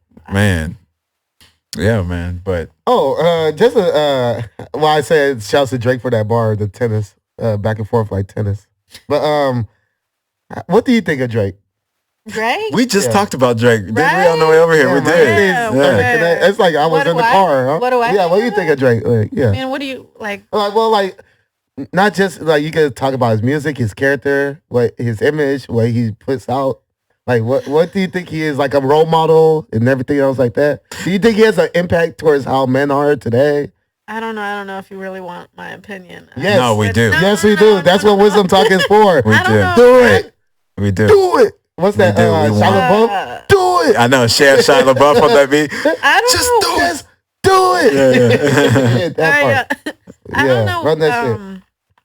Damn, I don't know, cause like you were saying, Yeah. So because we were listening to a Lil Wayne song, right? we're listening to a Wayne song on the way over here. Wayne song. And then you mentioned. I mentioned that Drake. artistically, I think Drake makes better artistic music than Wayne. Oh, artistic, like as like the whole song. Yeah. From the beat to like the way he approaches the beat, right? You know, raps to it, whatever, sings to it. I think Drake is more artistic than Wayne.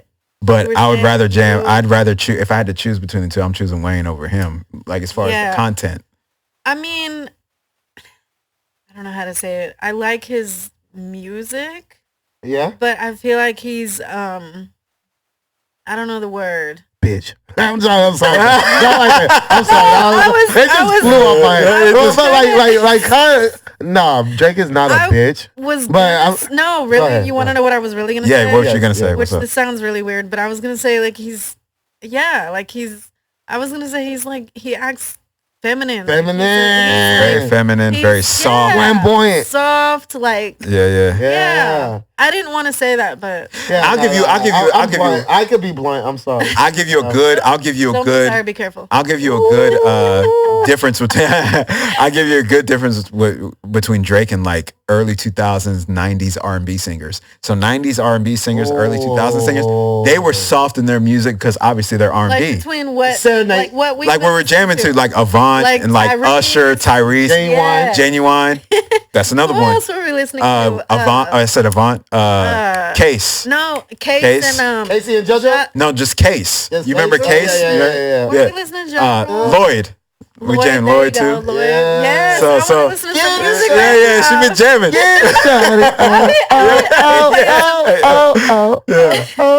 But no, those types of dudes, they were soft in their music, but they were still men. Like outside of the music, you could tell they had like a manly energy. They weren't soft niggas. Leave me on the south side. Yeah. No, they weren't soft I was niggas. about to play that. Yeah. You want But me? they were. You're gonna make me want to play some music. But they You weren't. only play so much because copyright. Oh yeah, true. You can play a little bit. You play like a quick clip, a quick like 20 seconds. Yeah, 15. Yeah. No, 20. yeah. But no. But I was saying no. But see, Drake, Just a heads up. he's confusing because like, bro, you rap and you sing, but you're soft outside of your music and you're soft in your music. Well, I guess there's a consistency there. Yeah. But R&B niggas from like early 2000s, late 90s, 90s period. They were soft in the music, but they weren't beta energy though. Yeah, like they were men. Like they weren't bitches. Oh yeah, Tank. The singer. Like, that's another one. Christina. Tank is another. Like, the singer Tank. Old school. You know who Tank is. I'm sure you've heard some of his music. When we R&B singer Tank. love, Baby, I deserve you. Yeah, baby, I deserve. Yeah, you've heard of Tank. I know you heard. But like Tank is a great example because Tank grew up boxing. Oh, are you? So, maybe I deserve. Yeah, exactly. Yeah. Like he grew up boxing, so like play some it niggas real would quick. try him, Play it. and then he'll end up beating niggas up. He talked about drink champs. Yeah. Shit like, yeah, niggas try me, but Facts. they didn't know I know how to box. You know how to box. A nigga up. Right. But I was still serenade a woman. You feel what I'm saying? That was what it was. That's a perfect example. But I don't know if Drake could really Drake, box, no. Drake ain't like that. No, Drake ain't Tank. Tank. This is it. Yeah, you've heard that song before, right? Yeah. Baby, I deserve. Yeah. Baby, I deserve. Yeah. I haven't heard it. You haven't heard it? Okay. No. Yeah. I have to Yeah. Or Brian McKnight. Oh, Brian McKnight. You know Brian McKnight. Dreams come true. Yeah. Brian McKnight. That's another manly energy. You know what I'm saying? Yeah. He has manly energy. Exactly. You know what I'm saying? Like, Yep. Drake is not like that. Yeah. he's Drake's not like that. I mean, Nah. Yeah. Don't get me wrong though. He has a couple good songs. He does. Like, He's got some hits. He No, he has has some multiple hits. good songs. He's got some hits. He's But nice. He's just He's talented. He's talented. He is. Yeah. But like what killed me about Drake was when he said in one of his songs that when his girl steps away, he looks at her phone. I'm like, that's some female shit. Wait, That is some. When the girl steps away, like he was on a date, the girl went to the restroom but left her phone on the table and he looked through her phone. That is some feminist ass shit. And I was like, that's some feminine ass shit. I've never heard of a dude. I'm gonna make go to a girl's Yeah, phone. go ahead. I've done that. I mean, but you're a woman, you're a though. woman, every though. female has done that. Yeah. But not dude. No, not a. Why? But Imagine. Besides Drake. That's some Yeah. petty ass female shit. Yeah. Like No, imagine. If, I'm happy you admitted that you've done it though. There's a good portion of women that would not admit it. No, but my comment I was gonna make though is that I'll never do it again. Oh, because you'll find some shit that you don't want to No, find. it's not worth the heartbreak or the like it's not worth it. Like because I know I'm gonna find something that I'm gonna be upset and it's gonna piss me off and it's like why should I even go there? Why? Yeah. It's not worth it. Yeah. Do you want to piss yourself off? Like, no. Don't do it. The phone's sitting there right here, right next to me. The There's a reason why you shouldn't do it because you're gonna. That's a great example. There's a reason why you shouldn't do it because you're gonna find something you don't want to find. Every time. So every time. You're better off just not knowing. Yeah. Exactly. I'd rather stay in a good mood than piss myself off. Right. I mean, because what's that going to do? That's going to cause It's going to cause more problems. See, but that's why my relationships don't last. Because if I think about fucking with another girl, I'll break up with her instead of fuck with another girl. You know so you don't have to worry about that with me. You won't find nothing like that from me. But it might only go 4 months. That's crazy to me how you've never reached a year. You've never reached a year. Never. No serious relationship. I that's why I have a bit of a resentment. That's why you brought up the fact that that's why you're so passionate about it because you want that serious. For that. You yearn for that serious relationship. Yes, because like I never had it because it's here. They break up with me because I'm like annoying because I can't. I've been told I'm controlling, but I'm not like. I'll put it to you like this: Virgos. If you understand the Virgo zodiac, I do because I like the zodiac. Right? Y'all come off to the public like y'all are controlling because of y'all's nature. Y'all are very like I'm structured. You're very structured, so that confuses people. People get confused with structure and control. Women go into relationships with men thinking it's gonna be 50-50, but nothing's 50-50. Is here you're gonna be doing the most, or the guy's gonna be doing the most? It fluctuates, right? Yeah, It fluctuates. It should be 100-100. It's like 100 towards your strengths and 100 towards his strengths. Right. And then y'all meet in the middle. Y'all meet in the middle. Even better. That's even better. That's you put 100 and I put 100. Because I've always there you go. Give me your all, I give you my all. I've always been thinking like 70-30. I'm willing for the woman to do a little something, but I'm gonna do the majority. No. So that means I'm the final word. But see, I feel like that could lead you. That could lead to like you getting exhausted. You know what I'm saying? Like you may get tired. Yeah, I know a lot of people think that, but I'm like, if I'm gonna be in a relationship, I'm willing to step up and be that. Like I'm willing to take that exhaustion. Like I'm ready for it. But imagine how much better you would feel if it was 50-50, or in her example, like 100-100. That's 50-50 is not real. I believe in 100-100 more because like it's like 100% of your strength. I do believe in 100-100 more. I don't believe in zero. I don't believe in 100% just as a whole. Yeah. I don't believe in zero. Yeah, I don't believe in 50-50. No, right. Because there's always going to be majorities and minorities. Yeah, you were going to say something? You were going to say? No, I was just saying, like, if it's going to be a relationship, it takes two people. Right. You're going to give your all, and you're going to give your all. So it should be 100-100.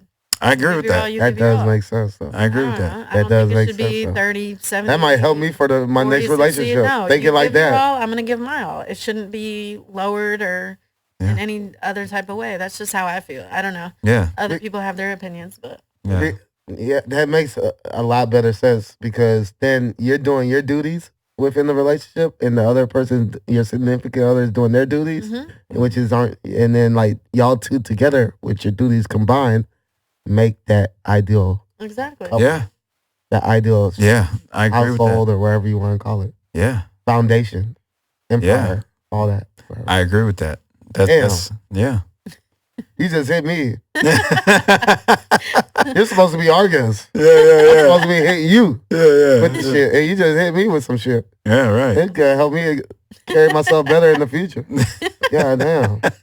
You know what I'm saying? Look, next thing we know, I'm he's gonna be in a relationship. It's gonna be I know. a year and a half down the road. Yeah, I He's know. still gonna be in a I know, right? relationship. I know. You can thank me. You can always go back to this episode 21. Thank Christina. 21. It's where Of course it will be Blackjack episode Christina 21. planted the seed in my head. Prime Deion Sanders episode 21. Right. Primetime Deion. You know what I'm saying? Damn.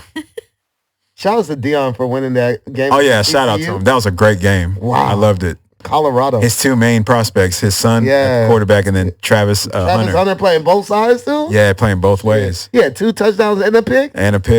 Who does that? He should, man, he might win the Heisman candidate. Bro. Yeah, he might. If he continues. He's leading the race right now. If he continues, he might win that shit. Yep. What a fucking story. Do you know a bit about sports or this shit goes over your head? I mean, a little bit. A little bit could be anything. Yeah. Well, which sport is the sport you prefer to see? She used to be a cross-country runner. She used to be a runner. Damn, I have asthma, man. He does have asthma. He does. He got the inhaler and everything. Oh, man. Yeah. I did hurdles, and I had to use my inhaler. Yeah. I had the trainer have when I played football and I ran track, the head trainer always had my inhaler ready for whenever I needed. Wow. Cause she used to be a badass cross country. She used to go hard with the running. I did long distance. Yeah. That's a lot of running. Long distance. Yeah. Anywhere from 2 to 10 miles a day. Man, I tell you. Yeah. I run 1 mile. I'm on my back. Yeah. I ran whenever we were testing in football, you have to test to max out on everything. Yeah. And one of them's a mile. When I ran that mile in 6.5 minutes, I was so proud of myself while I was on my back just breathing. Hey, 6.5 minutes isn't bad. That's good. Yeah, that's the peak. That's my peak. I did that in high school. I probably would never do that again. No, I was so mad at myself. My best mile record time was probably 5 minutes and 20 seconds. And you're mad at yourself? And I was, because I couldn't beat that 5:20 mark. And I kept, I wanted to. And you kept doing badly. it? I wanted to. You kept on going at it, but I got that. She was a runner, bro. She was a runner. I couldn't process that shit. Yeah. I was competitive. I always wanted to beat, the best record. And I was mad that I never. Cardio crazy, though. I know. Yeah. Damn. Used to be, not anymore. No, you trying to get back on it though. She'll probably run like a 7-8 minute mile right now. Yeah. No, I'd probably no. She's trying to. I run 1 lap straight and I'm about to die. I could probably do a good mile straight up. Like nonstop? Yeah. Because I work on my cardio every day. Probably do this bummy ass jog and run a mile. Yeah. Finish a mile nonstop, but I'm jogging slow as shit. I could do a mile. I probably could because I work on my cardio every day. Oh yeah, you still work out though. Yeah, I go to the gym hard, bro. This is genetics right here. I might do push-ups here and there, but it's Cameroonian genetics, West African Cameroonian genetics, all that. I do not go. I have no gym membership. Blessed. Yeah. Yes. So that's why I was built for football. And I did my taekwondo for a little bit too. Yeah. So I got my legs. I got these long, strong legs too. It's just African genetics. Man. African genetics. Yeah. I do not. I have dumbbells at home and I do push-ups. Mm-hmm. That's it. Yeah, I'm in the gym, bro. I ain't gonna lie. I'm really trying to ramp it up too. Excuse me. I'm trying. There's so many times that you come here from the gym. Yeah, that's what I'm saying. So some of the episodes we recorded when I was in my gym clothes. Yeah, man. There was a time where my homie that I played football with in high school was our guest. He's a comedian, and then he was messing. He was trolling my cousin. He was trolling Junyanii about. And man, old swole ass is just saying shit like that. And you look like you just came fresh out the gym. Right. I did. Yeah, I did. You know what I'm saying? I did. Oh, his shape ass motherfucker right here and be ready. I did. Because he's a white boy too. And I'm from A-Leaf. So it's our producer was here. And then me, Junyanii, and him as a white boy comedian. He made a joke. He man, if I say some wild shit, I don't know if I'm gonna make it to the door. He's slow ass, but like he work out. Like he's the first one to get. He was going live. Shout out to White Boy Eddie. White Boy Eddie, man. He was going hard, man. He was going hard with it. That was a great episode. That's hilarious. That was a great episode. But yeah, exactly. Just that reference though, like I need to get back in the gym. But like, man, cardio has always been my kryptonite. Both of y'all talking about getting in the gym. She's talking about it too. I need to get back into it. I'm like talking more weights. Like, give me the squat rack, power clean, bench press, incline. She's trying to get back on her running. Yeah. Not that. He's like, nah, fuck all that. I'll get in shape while lifting all these weights. As a byproduct, I'll gain cardio. Yeah. When I'm doing power clean, that's me getting cardio. Is the lifting from the ground. Yeah. That breath. Yeah. That's my cardio. They used to make us make noises like you gotta get up. Yeah, because it helps. That shit helps. I ain't gonna lie. Especially you're screaming into the weight. You're like giving your all. When your arms start getting tired on your like third, fourth set. Yeah. That was my shit. That was my sound I used to make. Hey, pushing up. You sound like you're trying to conceive a child. Okay, I'm sorry, guys. Sorry for the people hearing this right now. Because there's going to be the audio version on Spotify. They're going to be like, what the fuck you do? What the hell? Yeah. Let me stop there. Okay. What are we looking at? Damn, I know. We got 20 minutes. We got 20. What is the next We got 20. Yeah, let's run through some other bangers. Bangers of a topic. You know. I have to, because there's some. This is a good chill episode. You know what I'm saying? We chilling. Look. And you found a rare commodity of a woman that isn't attached to social media like that. Man, Facebook. Whoa. No, it's okay though. Mind blown. Yeah. Man. Please show me 3 other girls that don't have all those other social media sites. I don't know where to find them. I'm sure you. You might be the second I met in my life.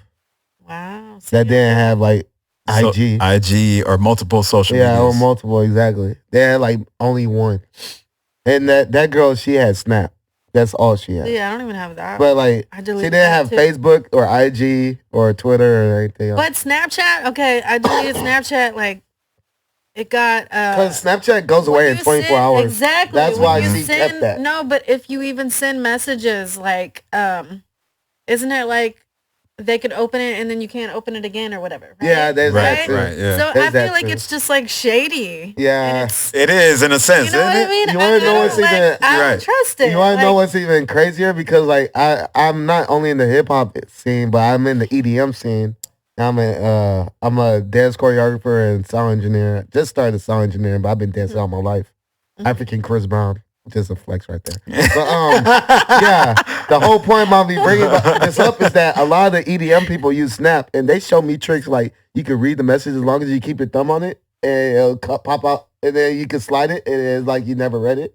So you still see what the person I didn't know that shit. It's super real shady. snaky. That's the reason why I brought it up. You can really do that shit. Hold on, let me take notes. Like I said, it's like opening up game is game. Yeah. Opening up your boyfriend's phone that's unlocked and going through it. It's like it's just shady. Yeah. And I don't know. I got so tired of it. And I'm like, no, I don't want to be a part of it. Like it's causes so much drama. I guess it does. I can see that. And I don't want to be in the drama scene. Right. I've done that for way too long. I'm like, I don't want to be a part of it. So, do you like, so you listen to hip hop? Yeah. Yeah. So do you like Cardi B and Megan Thee Stallion and? That's a good question. Do you? Wasn't Cardi B a stripper before she was?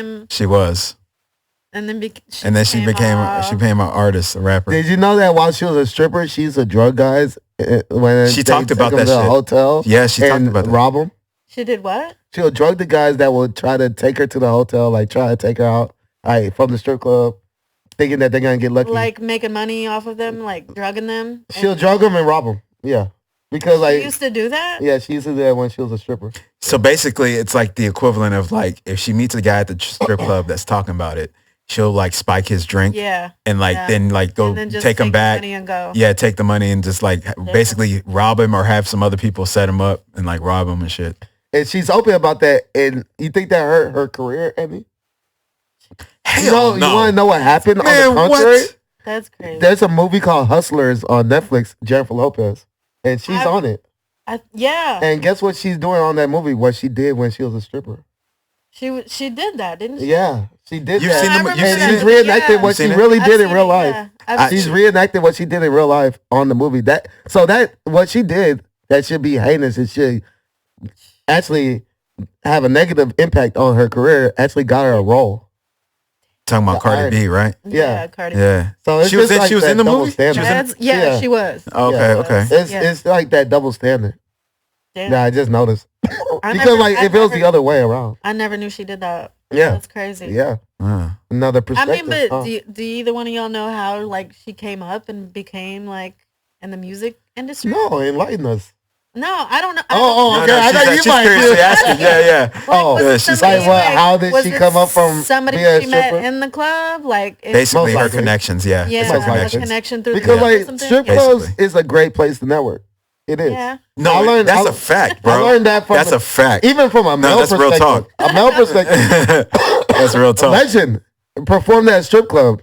And I met this big time label owner because like he portrayed me like his manager, so he could introduce me to the dude so I could get his IG and pick his brain a bit. Right. And this man's like the other artist that I was performing at the strip club. Yeah. He's like their their manager. He's like he owns the label. Right. So he's this dude, got all these girls around him, big chain, dude with dreads, big guy, and all that. And I go shake his hand, and he introduced me because Legend performed at the strip club, and we start networking.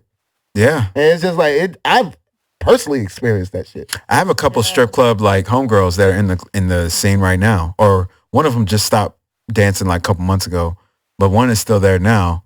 And yeah, like I guarantee you, like they've ran into people, and I could probably, if I really wanted to, I could like probably hit them and be like, hey, like, what kind of you've networked with some people, like, you know. Yeah, if we were willing to come up, like cough up that type of money, we could use those sources to get connected with those type of facts. Public figures. Facts. To have them on our panel. It's all about who you meet. And who you. I always say that it's all about who you know. That network. There you go. Who you Yeah, for real, it's bad, man. Because like, there's all these people that have all these degrees, all these qualifications, and they still get looked over because this person knows that person. Right. It's all about who you know. Who you know, not what you know. Yeah. Not about what you know, about who you know. Yeah, I learned that shit early college, and I was like, man, what the fuck am I here? Yeah, exactly. Like, hey, that's a good I might point. as well keep getting out there. You know, some of the most successful people in America dropped out of college. Yeah. Didn't even go. Drake is one of them. Kanye's another one. Bill Gates. Yep, Bill Gates. Elon Musk. Mark Zuckerberg. Facebook. Hey, Mark Zuckerberg. Yeah. How do you feel about Kanye?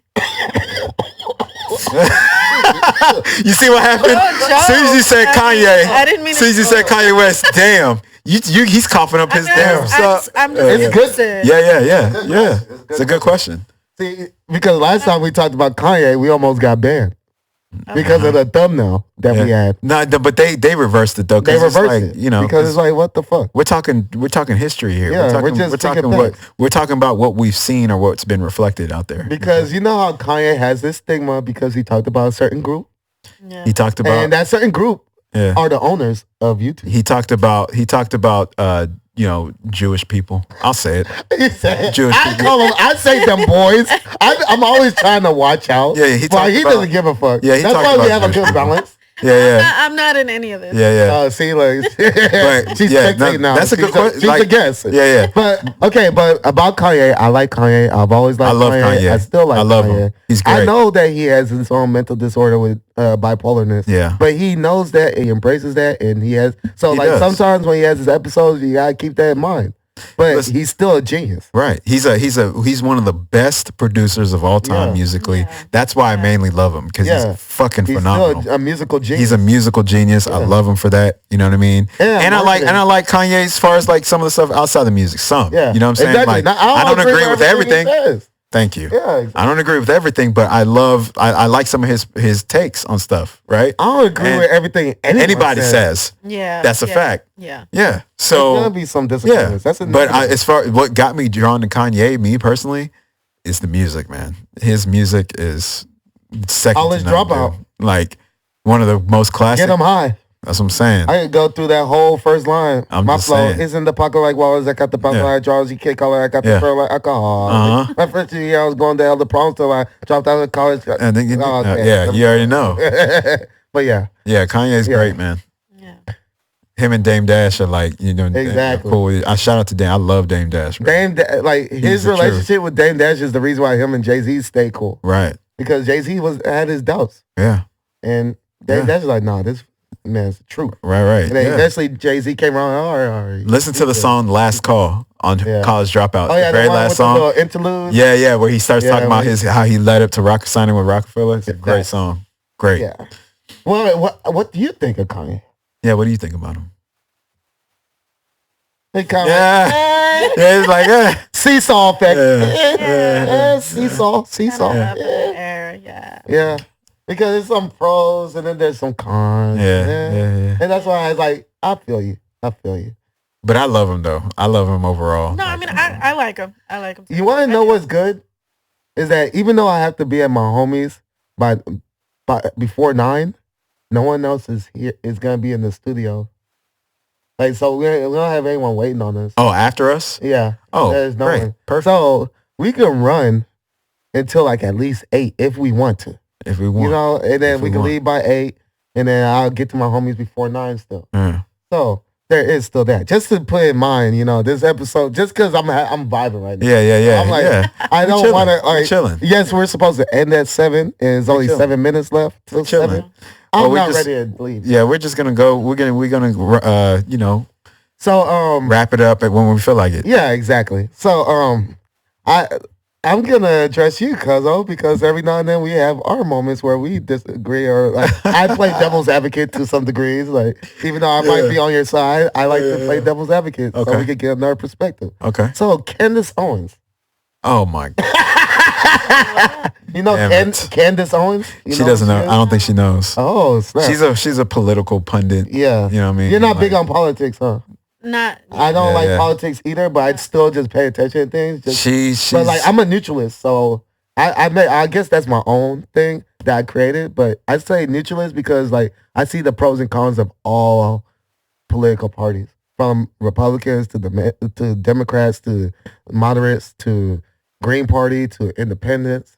I see, and that's why I made my own candidacy as neutralist, where it's just like you're just real neutral. You're really like nuclear, like So Candace Owens is a Republican, strong conservative, traditional type of woman. You know who else is like you politically?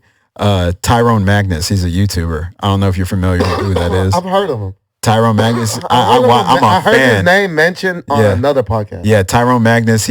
I've been following his YouTube channel for years. Shout out to Tyrone Magnus. I'm a Magnusite. You know what I'm saying? Like, I watch your shit. But he's like you. He's a very centerist. Yeah. Like, he's very centered. Yeah, I can't find a way to favor any of them. Nah, he's the same. He has the same outlook. Because like they all have hidden agendas. They're all full of shit to me. So, all right, the reason why I bring up Candace, Candace Owens. Why are you bringing up that bed wench? See, like, he feels a type of way. He doesn't like a lot of people. Why are you bringing her up? I bring up people like her, this dude named Nick Fuentes, where she also doesn't white supremacist. So, Candace is a black woman that she's like a year older than me. She's who's 34. from the Caribbean, by the way. Yeah, she's a black woman from the Caribbean, 34. But like, he doesn't like her because like she comes off like whitewashed.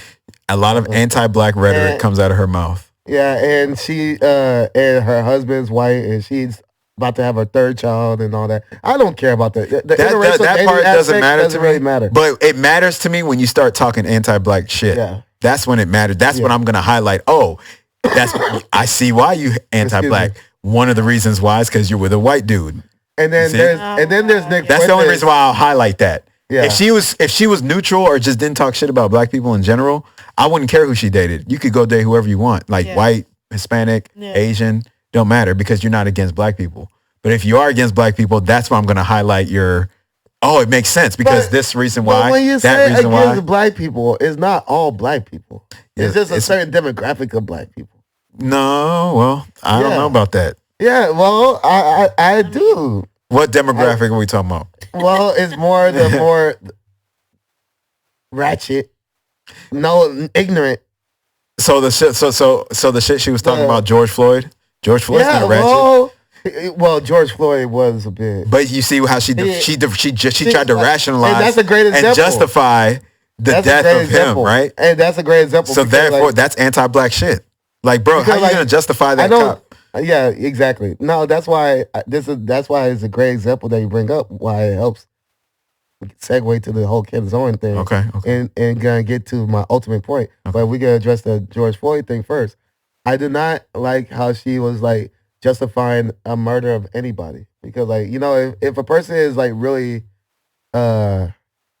defenseless and doesn't have, like, you know, like they're already neutralized and you still, and like you're supposed to be detaining the person but you end up killing the person, right? Then that I don't really see no justification for. And she would not have the same energy if George Floyd was white. I don't agree with that. I don't agree with that, because then you start to find out all the stuff that George Floyd was on, from the counterfeits to the fentanyl selling, and you're like, damn, this nigga was fucked up. They were trying to say he was on fentanyl, but it's like, he was selling it. But was he on it though? Who cares? He was selling it. Candace Owens says that he was on fentanyl. That was part of the reason why it was in his system. So that's the reason why he died. That's what she's saying. That's the reason why he died. I wouldn't say that. It was a suffocation. But she's not saying that. She's not saying that. I'm not saying that what you're saying isn't true. But I'm saying that's bullshit. As far as like her saying that. Yeah, that's what she's saying. But at the same time, she was justifying the fact that this man wasn't a good man. He was. Yeah, but why you got to highlight his hitting women? He was doing counterfeit money, but he was selling fentanyl. That fuck nigga anyway. Okay, but he doesn't deserve to die, but he deserves to be locked up. But see how she highlights that stuff to justify him dying.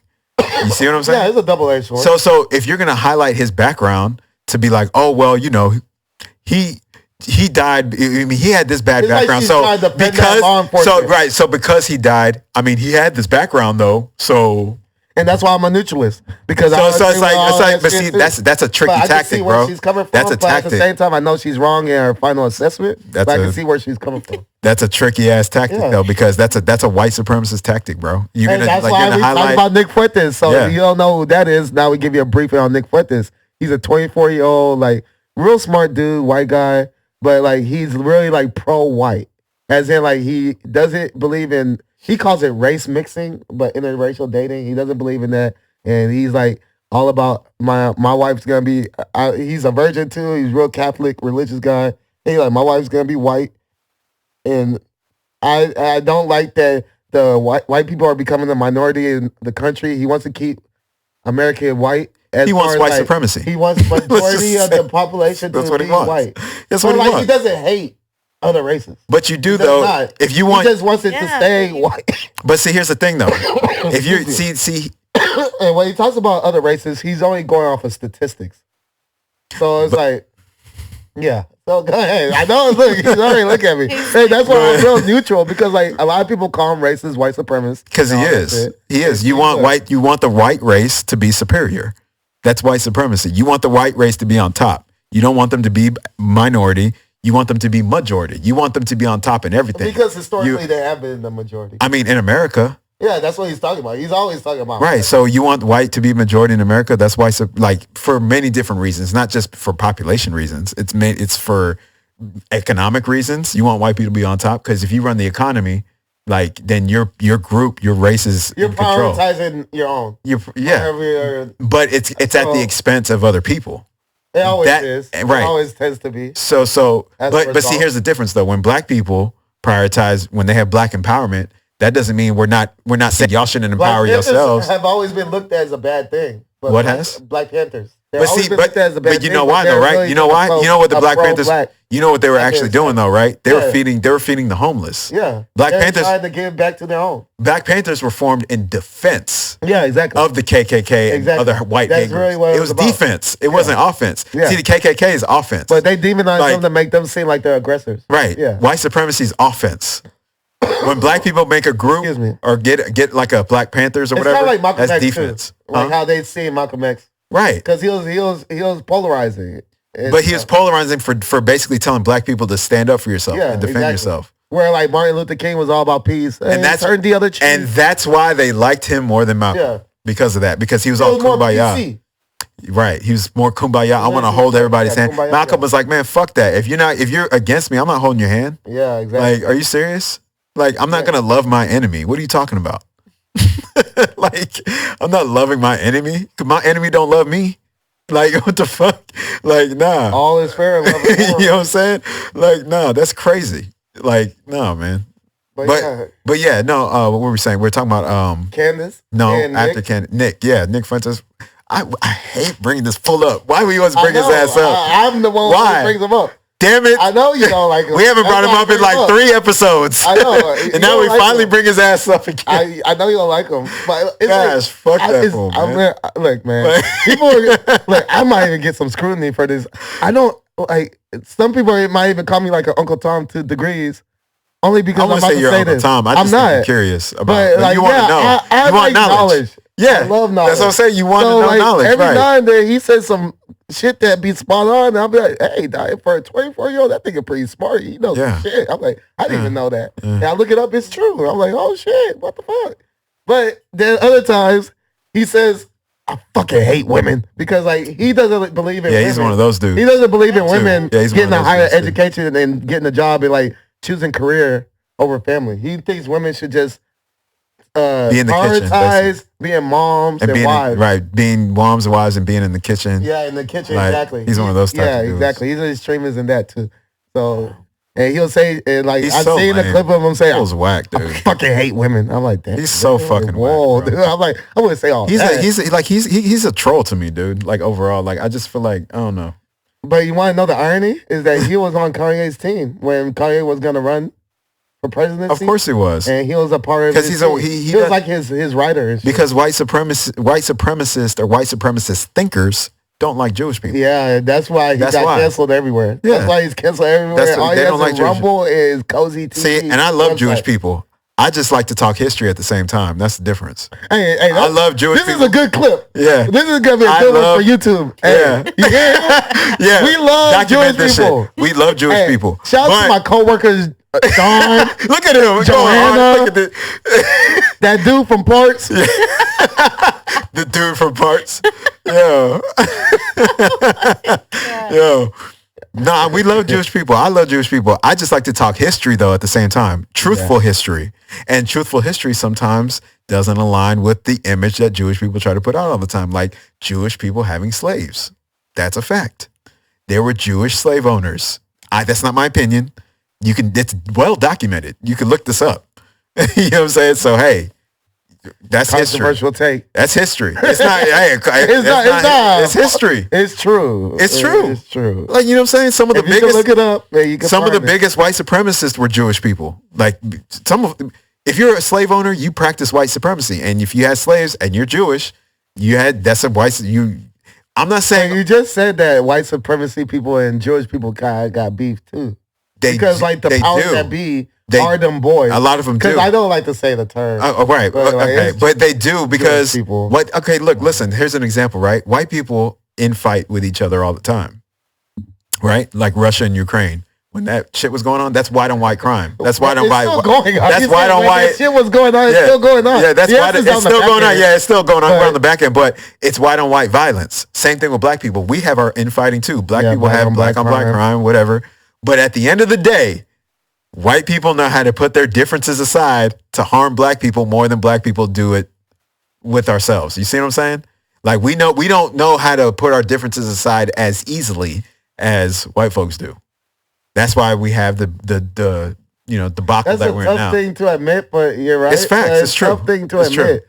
Because here's the killer though. Before you talk, but here's the kicker. Go ahead. When we figure that out, it's a wrap. When? That's what I'm saying. When we figure it out, though, it's a wrap. But I will also say if. No, we will. We already think about how woke. We have a whole woke coach. Think about how woke. You know what I mean? Woke meaning like aware of what's going on. Yeah. How people are nowadays more so than ever before. Like it's coming. You know, it's that energy's coming. You know what I'm saying? But I'll give you that. It's coming. It's gonna happen eventually in our lifetime. I believe it is. Like when we maybe we're in our 30s. Let's say 20 years from now, we'll be in our 50s. I think there's going to be a big ass shift. Gen Z, I'm seeing how these kids are coming up. And then like, even like my sister's kids and everything else, which are like the Gen Alpha. Yeah. But then the Gen Z, there is a lot more race isn't really a factor. That's what I'm saying. Everyone's just together. Everybody's thirsting for knowledge. And we're bro. the pioneers of starting that. Yeah, we are. Our millennial people, we are the ones that started, like, we all went to school with different types of ethnicities and had friends of different types of ethnicities. Yeah, that's a fact. And it was like, we were playing with them too and going to their houses. Been in relationships with different ethnicities, dating them. Commonly. Yeah. All of us here have dated outside of our race. Yeah. Guaranteed. You know what I'm saying? So. Have you too? Me? Oh, yeah. Yeah. Wait. You dabble in the dark? Christina dabbles in the dark? She likes little jungle fever over here. She likes. You already know my ex-cat. Rest in peace. Hey, my she likes the triple chocolate layered cake. You know what I'm saying? You look just like my ex-cat. But hey. Okay. But taller. You're a taller version of her. We're about to go see Cat. Oh yeah. Oh shit. You want to be my cat? I wish. Okay, that sounds like a pet. That could go like.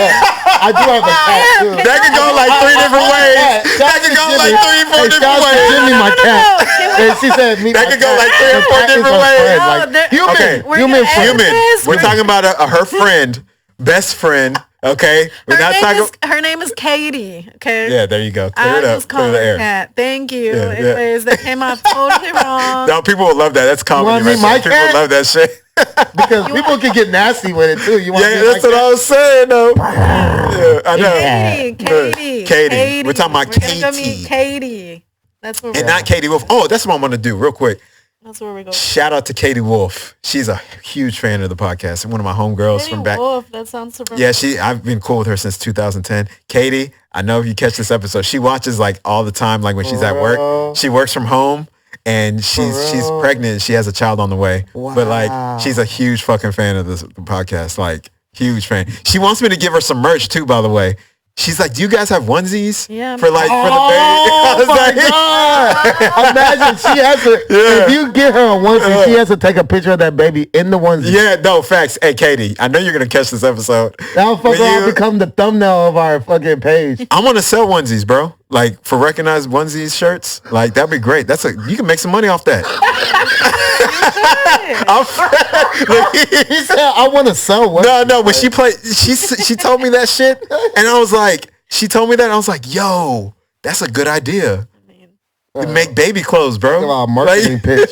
Real talk. Marketing pitch over here. Yeah. But shout out to Katie Wolf, the first ones with onesie merch for babies. You got to take that picture and fucking post it on social media. I'm going to tag the podcast page. I'm going to tag everything. I don't know any other. I'm going to tag all of y'all. What other merch has onesies for babies? That's a fact. See? That'll be a You see what I'm saying? That's how you go viral too. I'm just saying though. Damn.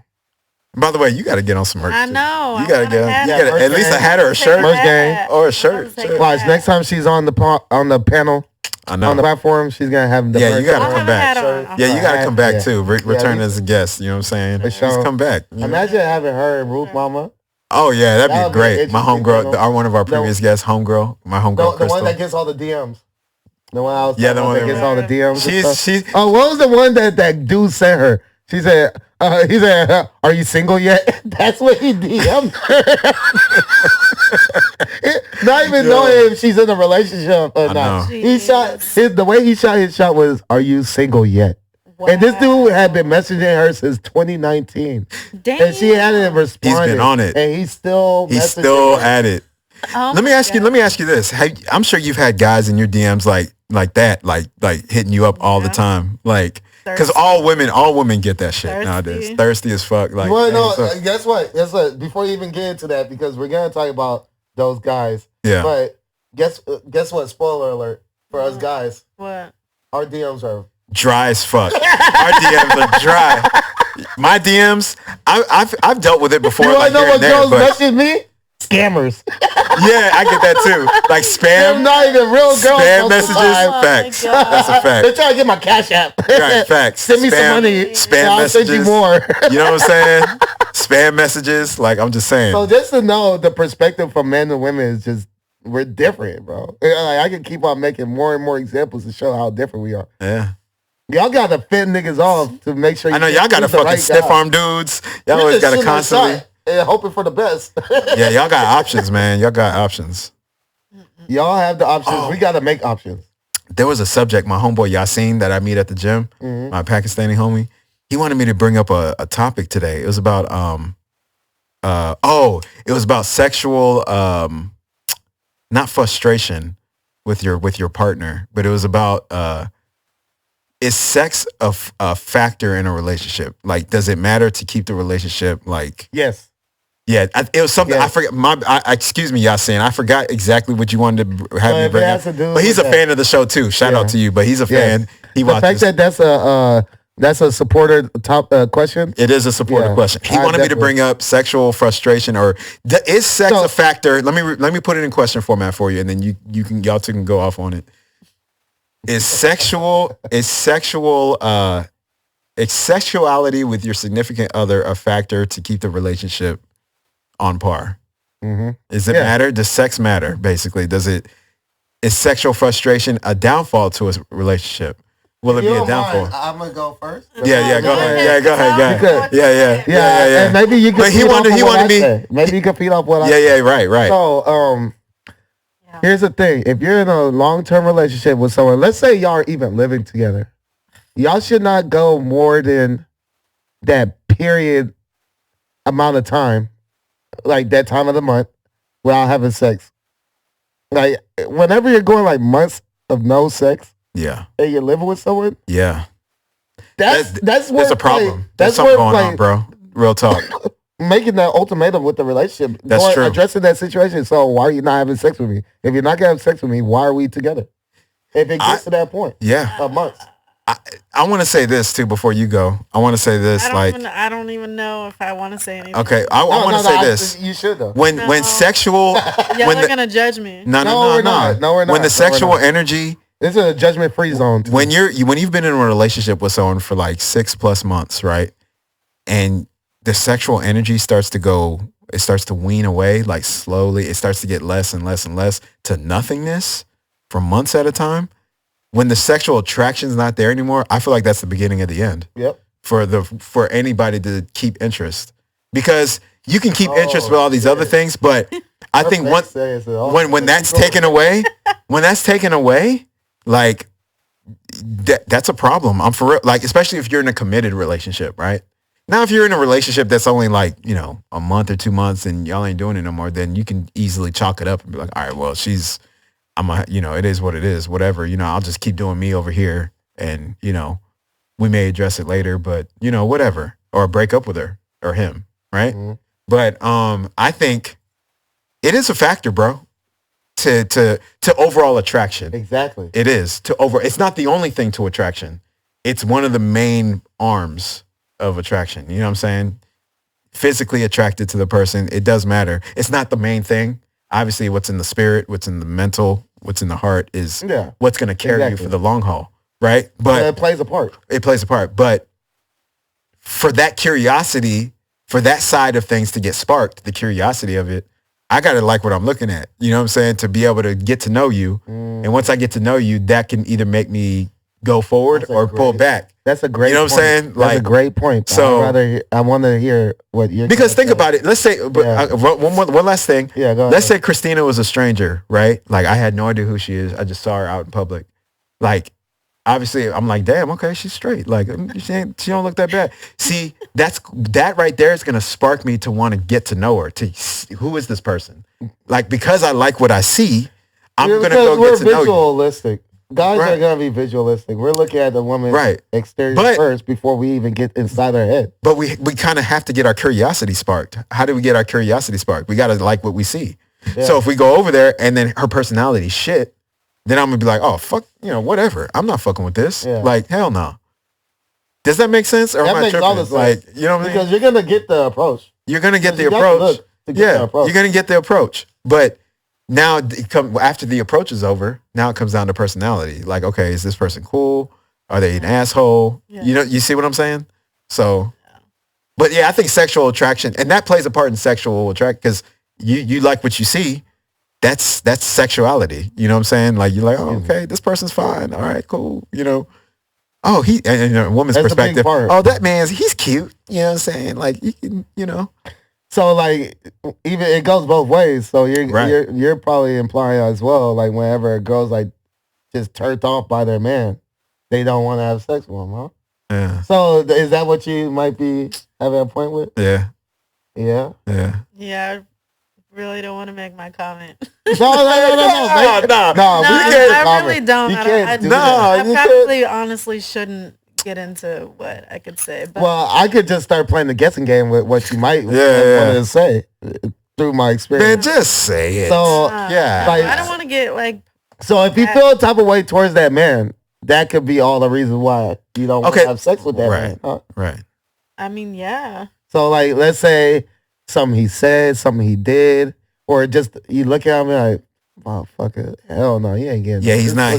There's no or any night soon. Like, this motherfucker is getting on my last nerve. Like, no, I'm not in the mood. But you know what? Sorry for that shit.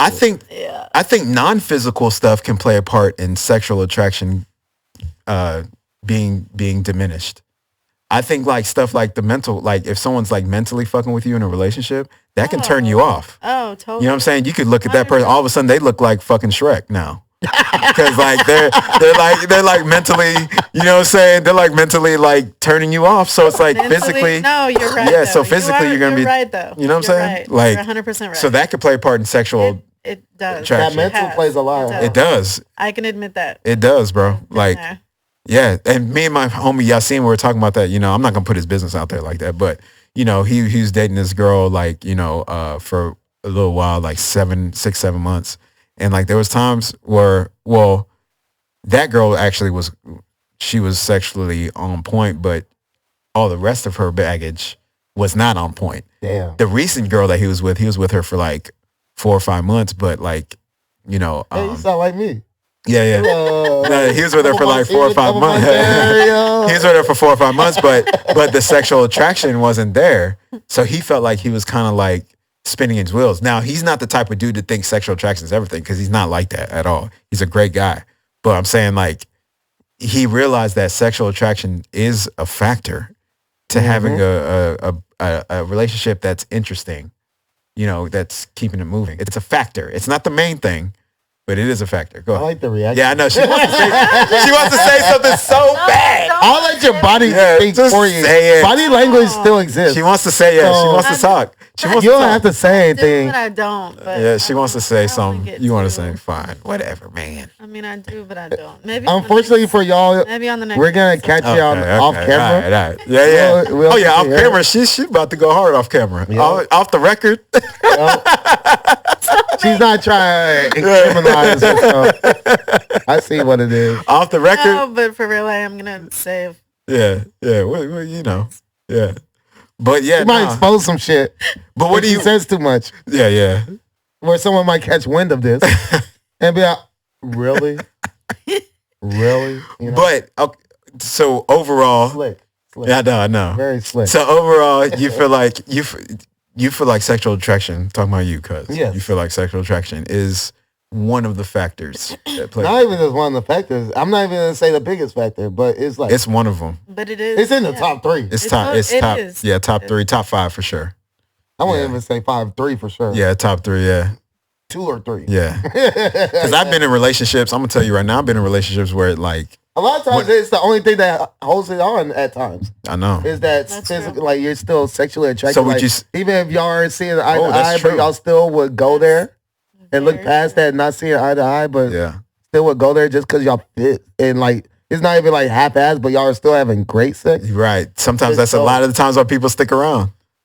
Yeah, that's true. Yeah, I know. That is true. That's true. Yeah, I know.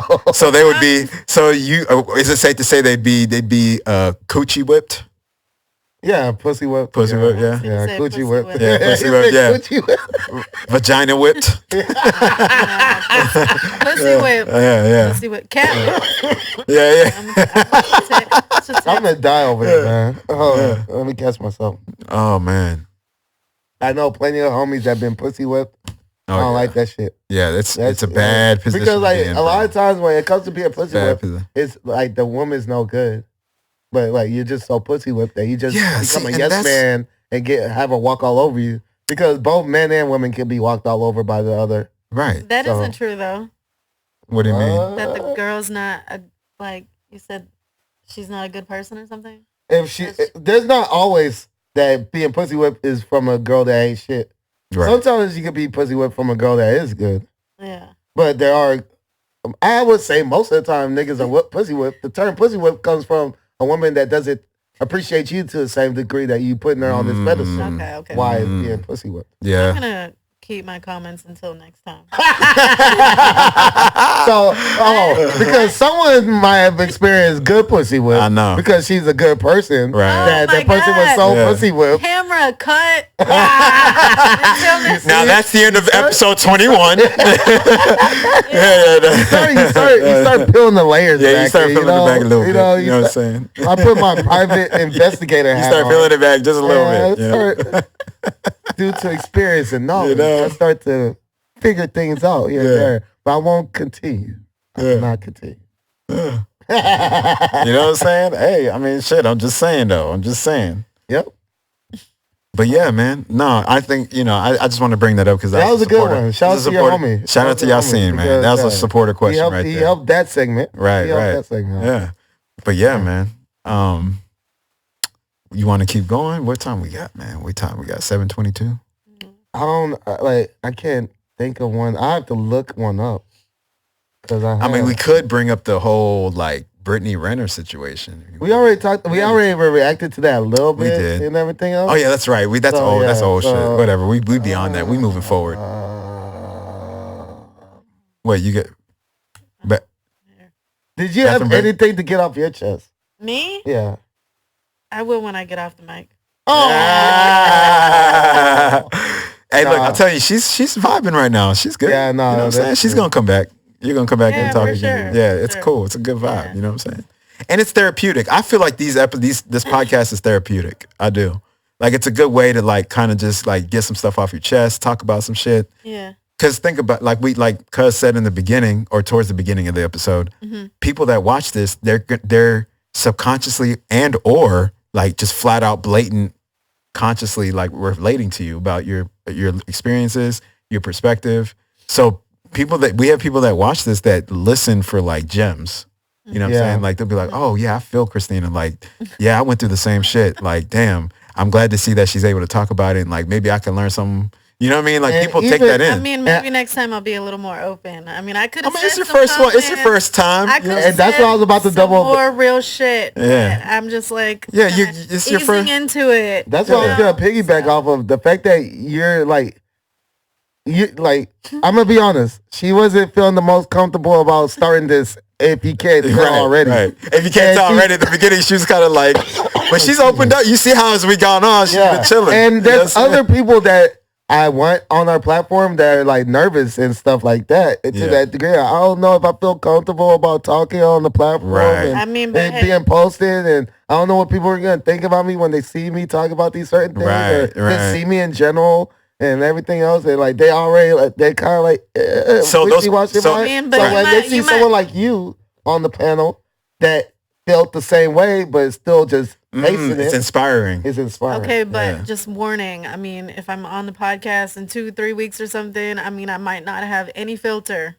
So hey, that's what it is. That's what you call content. That's what it is. That's content. That's what it is. Content. You need content. Full throttle, and y'all are gonna be like, "Wait, is that the same girl that we?" No, listen, we know. Hey, we know there's a hidden real Christina in there. He knows me. Oh yeah, I already know what time it is. I already know. Look, you're warming into it. This is first episode. Yeah. When you return, I know you already know what the vibe is like, so you're gonna be pretty much. Yeah, you're gonna be ready to rock and roll. You know what I mean? For sure. Yeah, but yeah, man. No, it's very inspiring. Like he said, it's an inspiring thing to see when people love it when people speak their mind with no filter. They love it. No, yeah, that's true. People look for that kind of stuff because we live in a world that cancel culture. We live in a very censored world, so when they hear this, they're like, "Oh shit!" People, they're just keeping it real. Okay, yeah.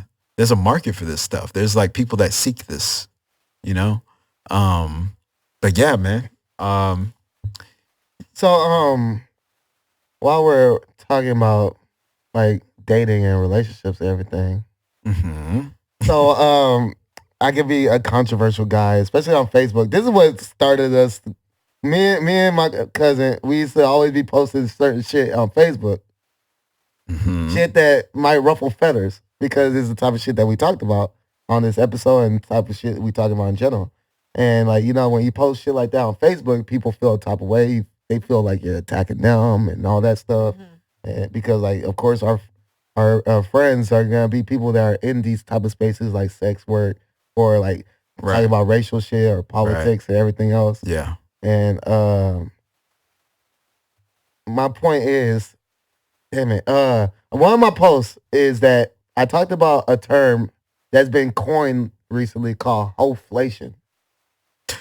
I ain't never heard of this. This is new to me. So, this is new to me. Let me go ahead and break this down. This is a term that he just said he came up with. So I'm trying to hear this. This might be fired up. Come up with it. Oh, you didn't come up with it? Viral because I caught wind of it early, but now more and more people. Candace Owens, one of the people, talked about it on the Whatever podcast recently on Santa Barbara, California. Okay. That's why some of those clips I was sending through the group chat. Gotcha. So, hoflation, you know how we have inflation.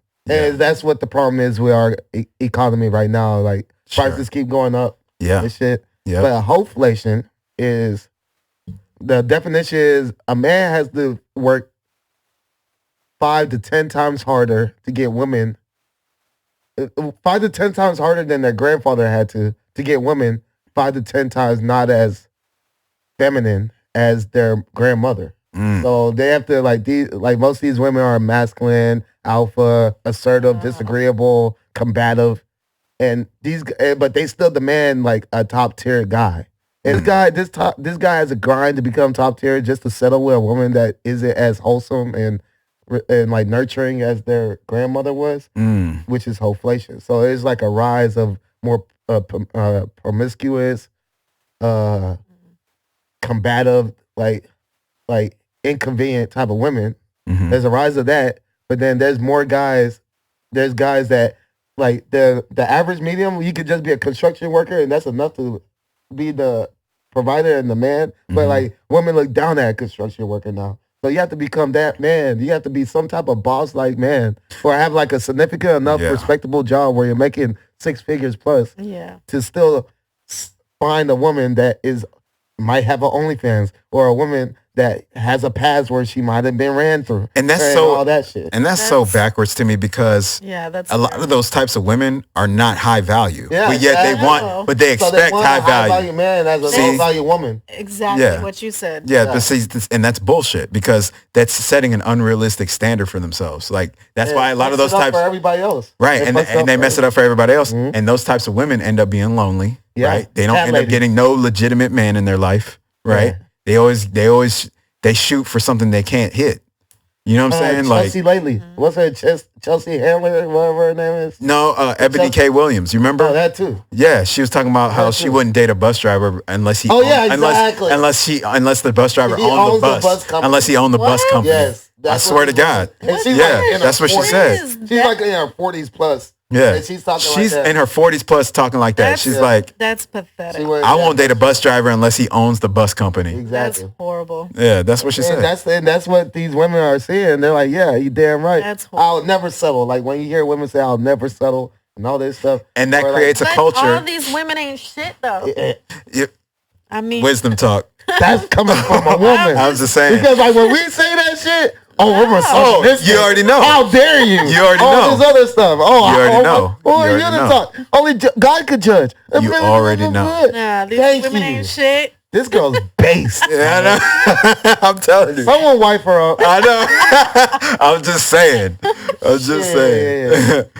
Man. We're going to have a show called For the Love of Christina. And I get like 12 guys as contestants. And we're going to run this shit. Or just as many guys as you can fit on this couch right here. On this couch. And then have her right there at the end. We're going to have like an episode like speed dating. Like, you know, you get to like contestant number 1, you know, like behind the door and all that shit. And you ask a couple series of questions. And you hear the best. Oh, I like that answer. I fuck with that one.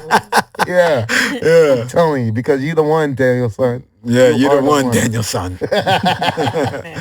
Shit, dog. No, but no, yeah, like she's, but see, you see the kind of culture that creates though mentally. Yeah. Like with women that think like that. Yeah. Like they hear Ebony K. Williams on the Breakfast Club, like in a public big setting, and she has her own show, I believe, too. Yeah. No, she's a successful woman. That's why she's successful woman. So she will not settle for a guy that's not as successful as her. But see, her level or higher. But what she doesn't understand is that she can help build a man up, and that man will respect you.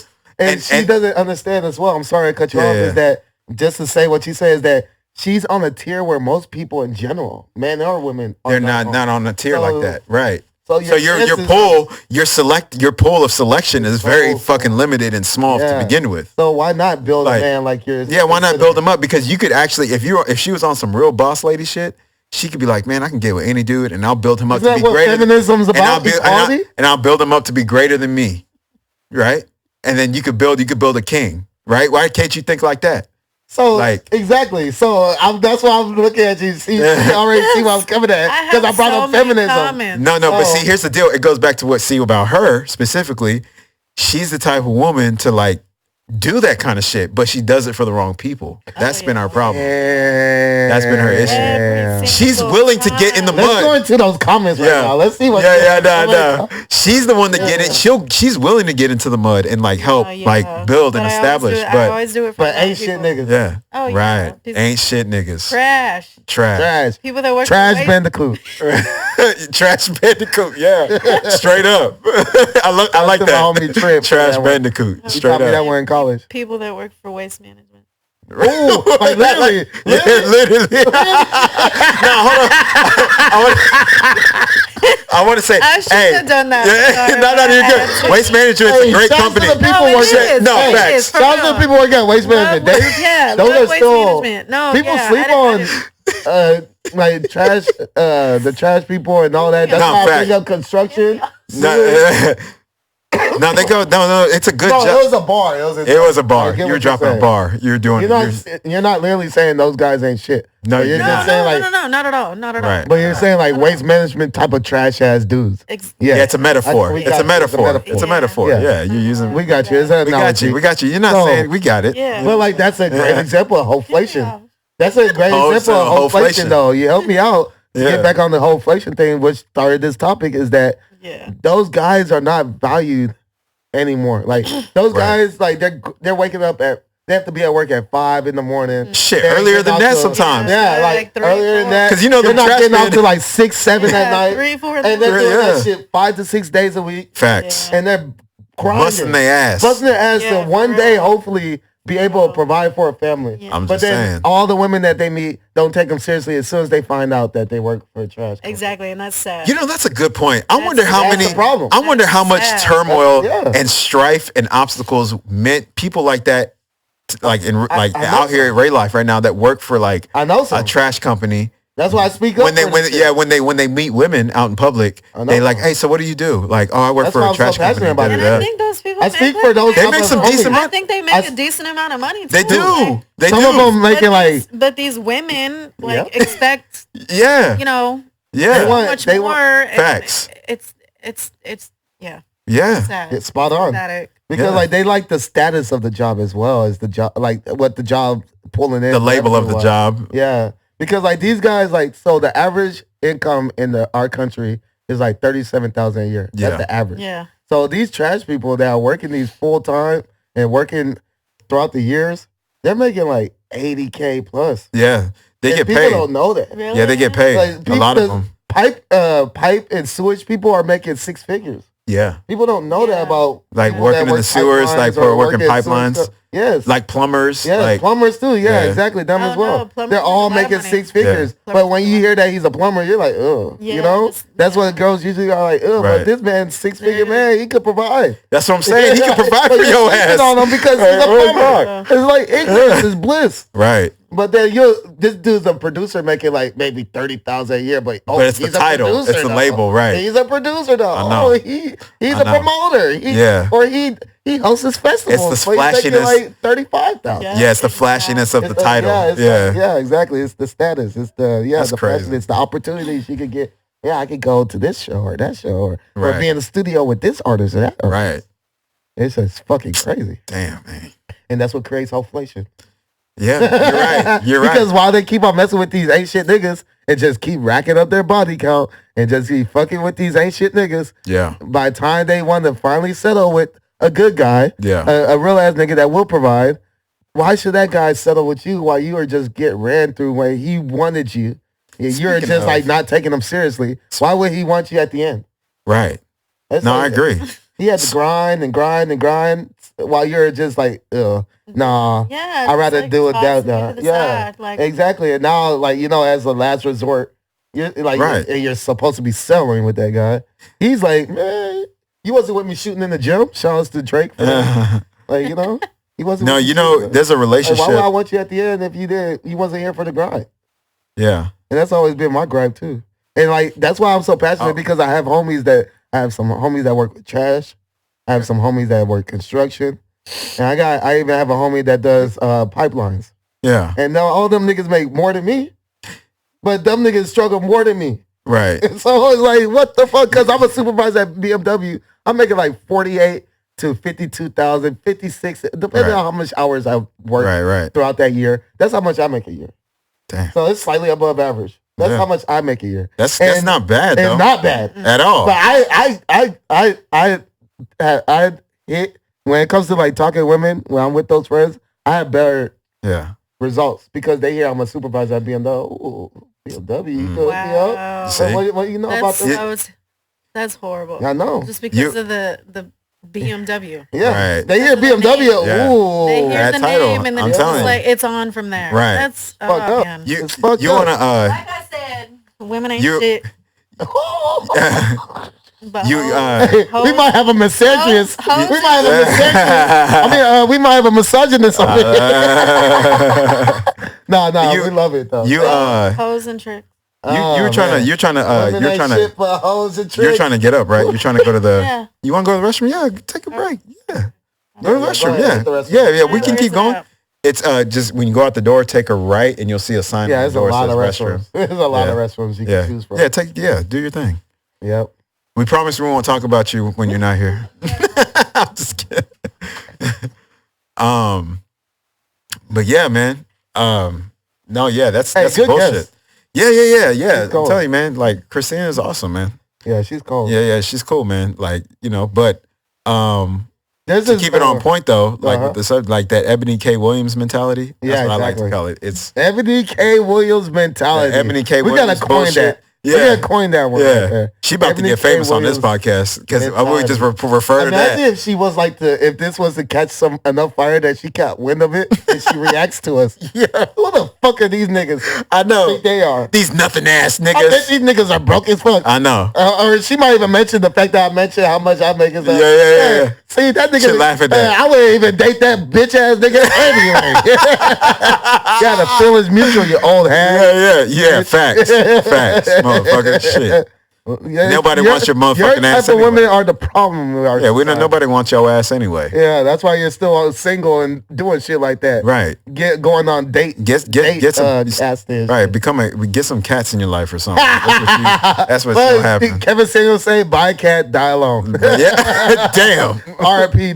R.I.P. Man. Kevin Samuels. He was ahead of his time. He was calling these hoes out. Damn. Back in like 2018 and shit. I know. He's been doing it for a little bit. Doing it for a minute. Yeah, he has.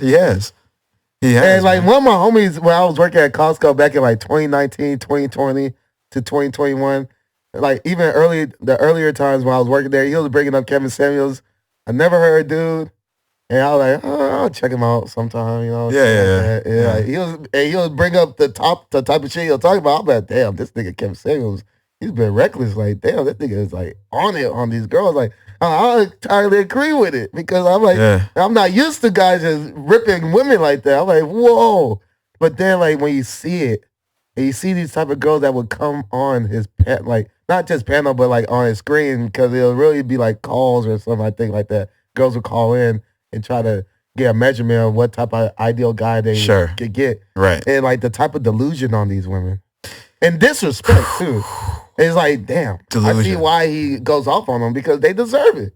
That's why I like Fresh and Fit because the women on their panels, for the most part, be highly disrespectful and like overly delusional in what they think they're gonna get, as a lot of them being in the sex worker industry or like bottle girls and bartenders and all this other stuff, or like been on yachts and doing all this other stuff, or body count shouldn't matter and all this other stuff, and they still think that if they change their life, they deserve a top tier guy at the end. Yeah. And it's like, no, you gotta reap what you sow. Facts. And that's why I like to hear that shit, because like people are actually holding these type of women accountable for their actions, just like all people should be held accountable for their actions. Like I did shit in my 20s and earlier in my life that I still have to deal with to this day. And I'm aware of that, and I own up to that. Like, man, if I did do this and do that, I wouldn't be here right now in this situation. So I have to accept that shit. I have to look at myself first and the reason why I am where I am. But it doesn't mean it's over either. It's just first step is acceptance in order for you to grow and improve and become better. Yeah, facts. So, no, I agree, man. Yeah, man. I agree. I completely agree. So it's just like shit like that. I just appreciate. Yeah. And that's why I like how you brought her up. Yeah, come on. Yeah, well, we're about to wrap it up. We're about to wrap it up. It might be long. Yeah. I might have to open it. Oh yeah, we're gonna open it. Yeah. No, you're good. No, come wrap. We're gonna wrap it. We're gonna wrap it right now. Yeah. Come on.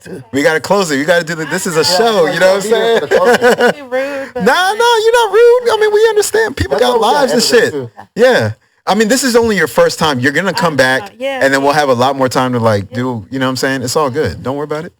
You know what I'm saying? But yeah, we can wrap it up. I mean, that was a good way. That was a good note to end on. You know what I'm saying? That was great. Well, yeah, this is a Wisdom Talk podcast, episode 21. We're wrapping it up for you guys, for you folks out there. I'm your boy Junyanii. You can catch me on Instagram, Twitter. That's the handle. D Junyanii on Instagram, Junyanii on X, aka Twitter. Recognize Entertainment LLC on Facebook.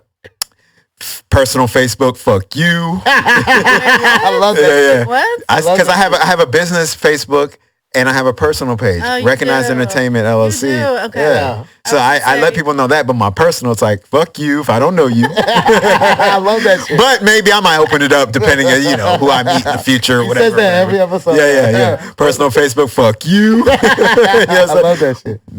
Y'all want merch? Get this fire ass merch. Get the legacy. Merch. You want some of the merch? DM me for a hat, for a shirt. There's gonna be more combinations coming for shirts for sure. I got different combination hats, but DM me for right now. Website's coming for the merch. You see, cuz is rocking their DM because these guys don't have anybody in their DMs. Yeah, it's facts. This is a fact. So I need. They're dry. They're dry. We dry. We're Sahara Desert over here. Real talk. But yeah, hit us. Christina, remember that? That's the one. That's the one she remembers. Sorry, not sorry. All I know is that if I get any DM from a chick. Off of this episode. But I know, right? She gonna open up the floodgates for you for that. Watch. But y'all want DM me for the merch for right now. Website for the merch is coming, and the music is on the motherfucking way. It is coming. Yeah, I always say that every episode, but I drop stuff on social media, clips here and there of what I'm doing, but the music's coming. But yeah, make sure you follow your boy. Hit me up for merch. Yep. Once again, H2O, the Cameroon Goon. You already know me. You know what it is. Follow me on all the platforms. If I'm gonna plug in my ex, I actually go by David Cop Herfield. Oh my god. David Cop, like Popos and then her. I'm done. All one word. You can't catch me on social media, only Facebook. Yeah. Christina Marie, but besides that, you can't catch me on social media. So you can catch me on here though. You see what I'm saying? That's great. I love it. I love it. But yeah. And on that note, there it is. We out, man. Peace.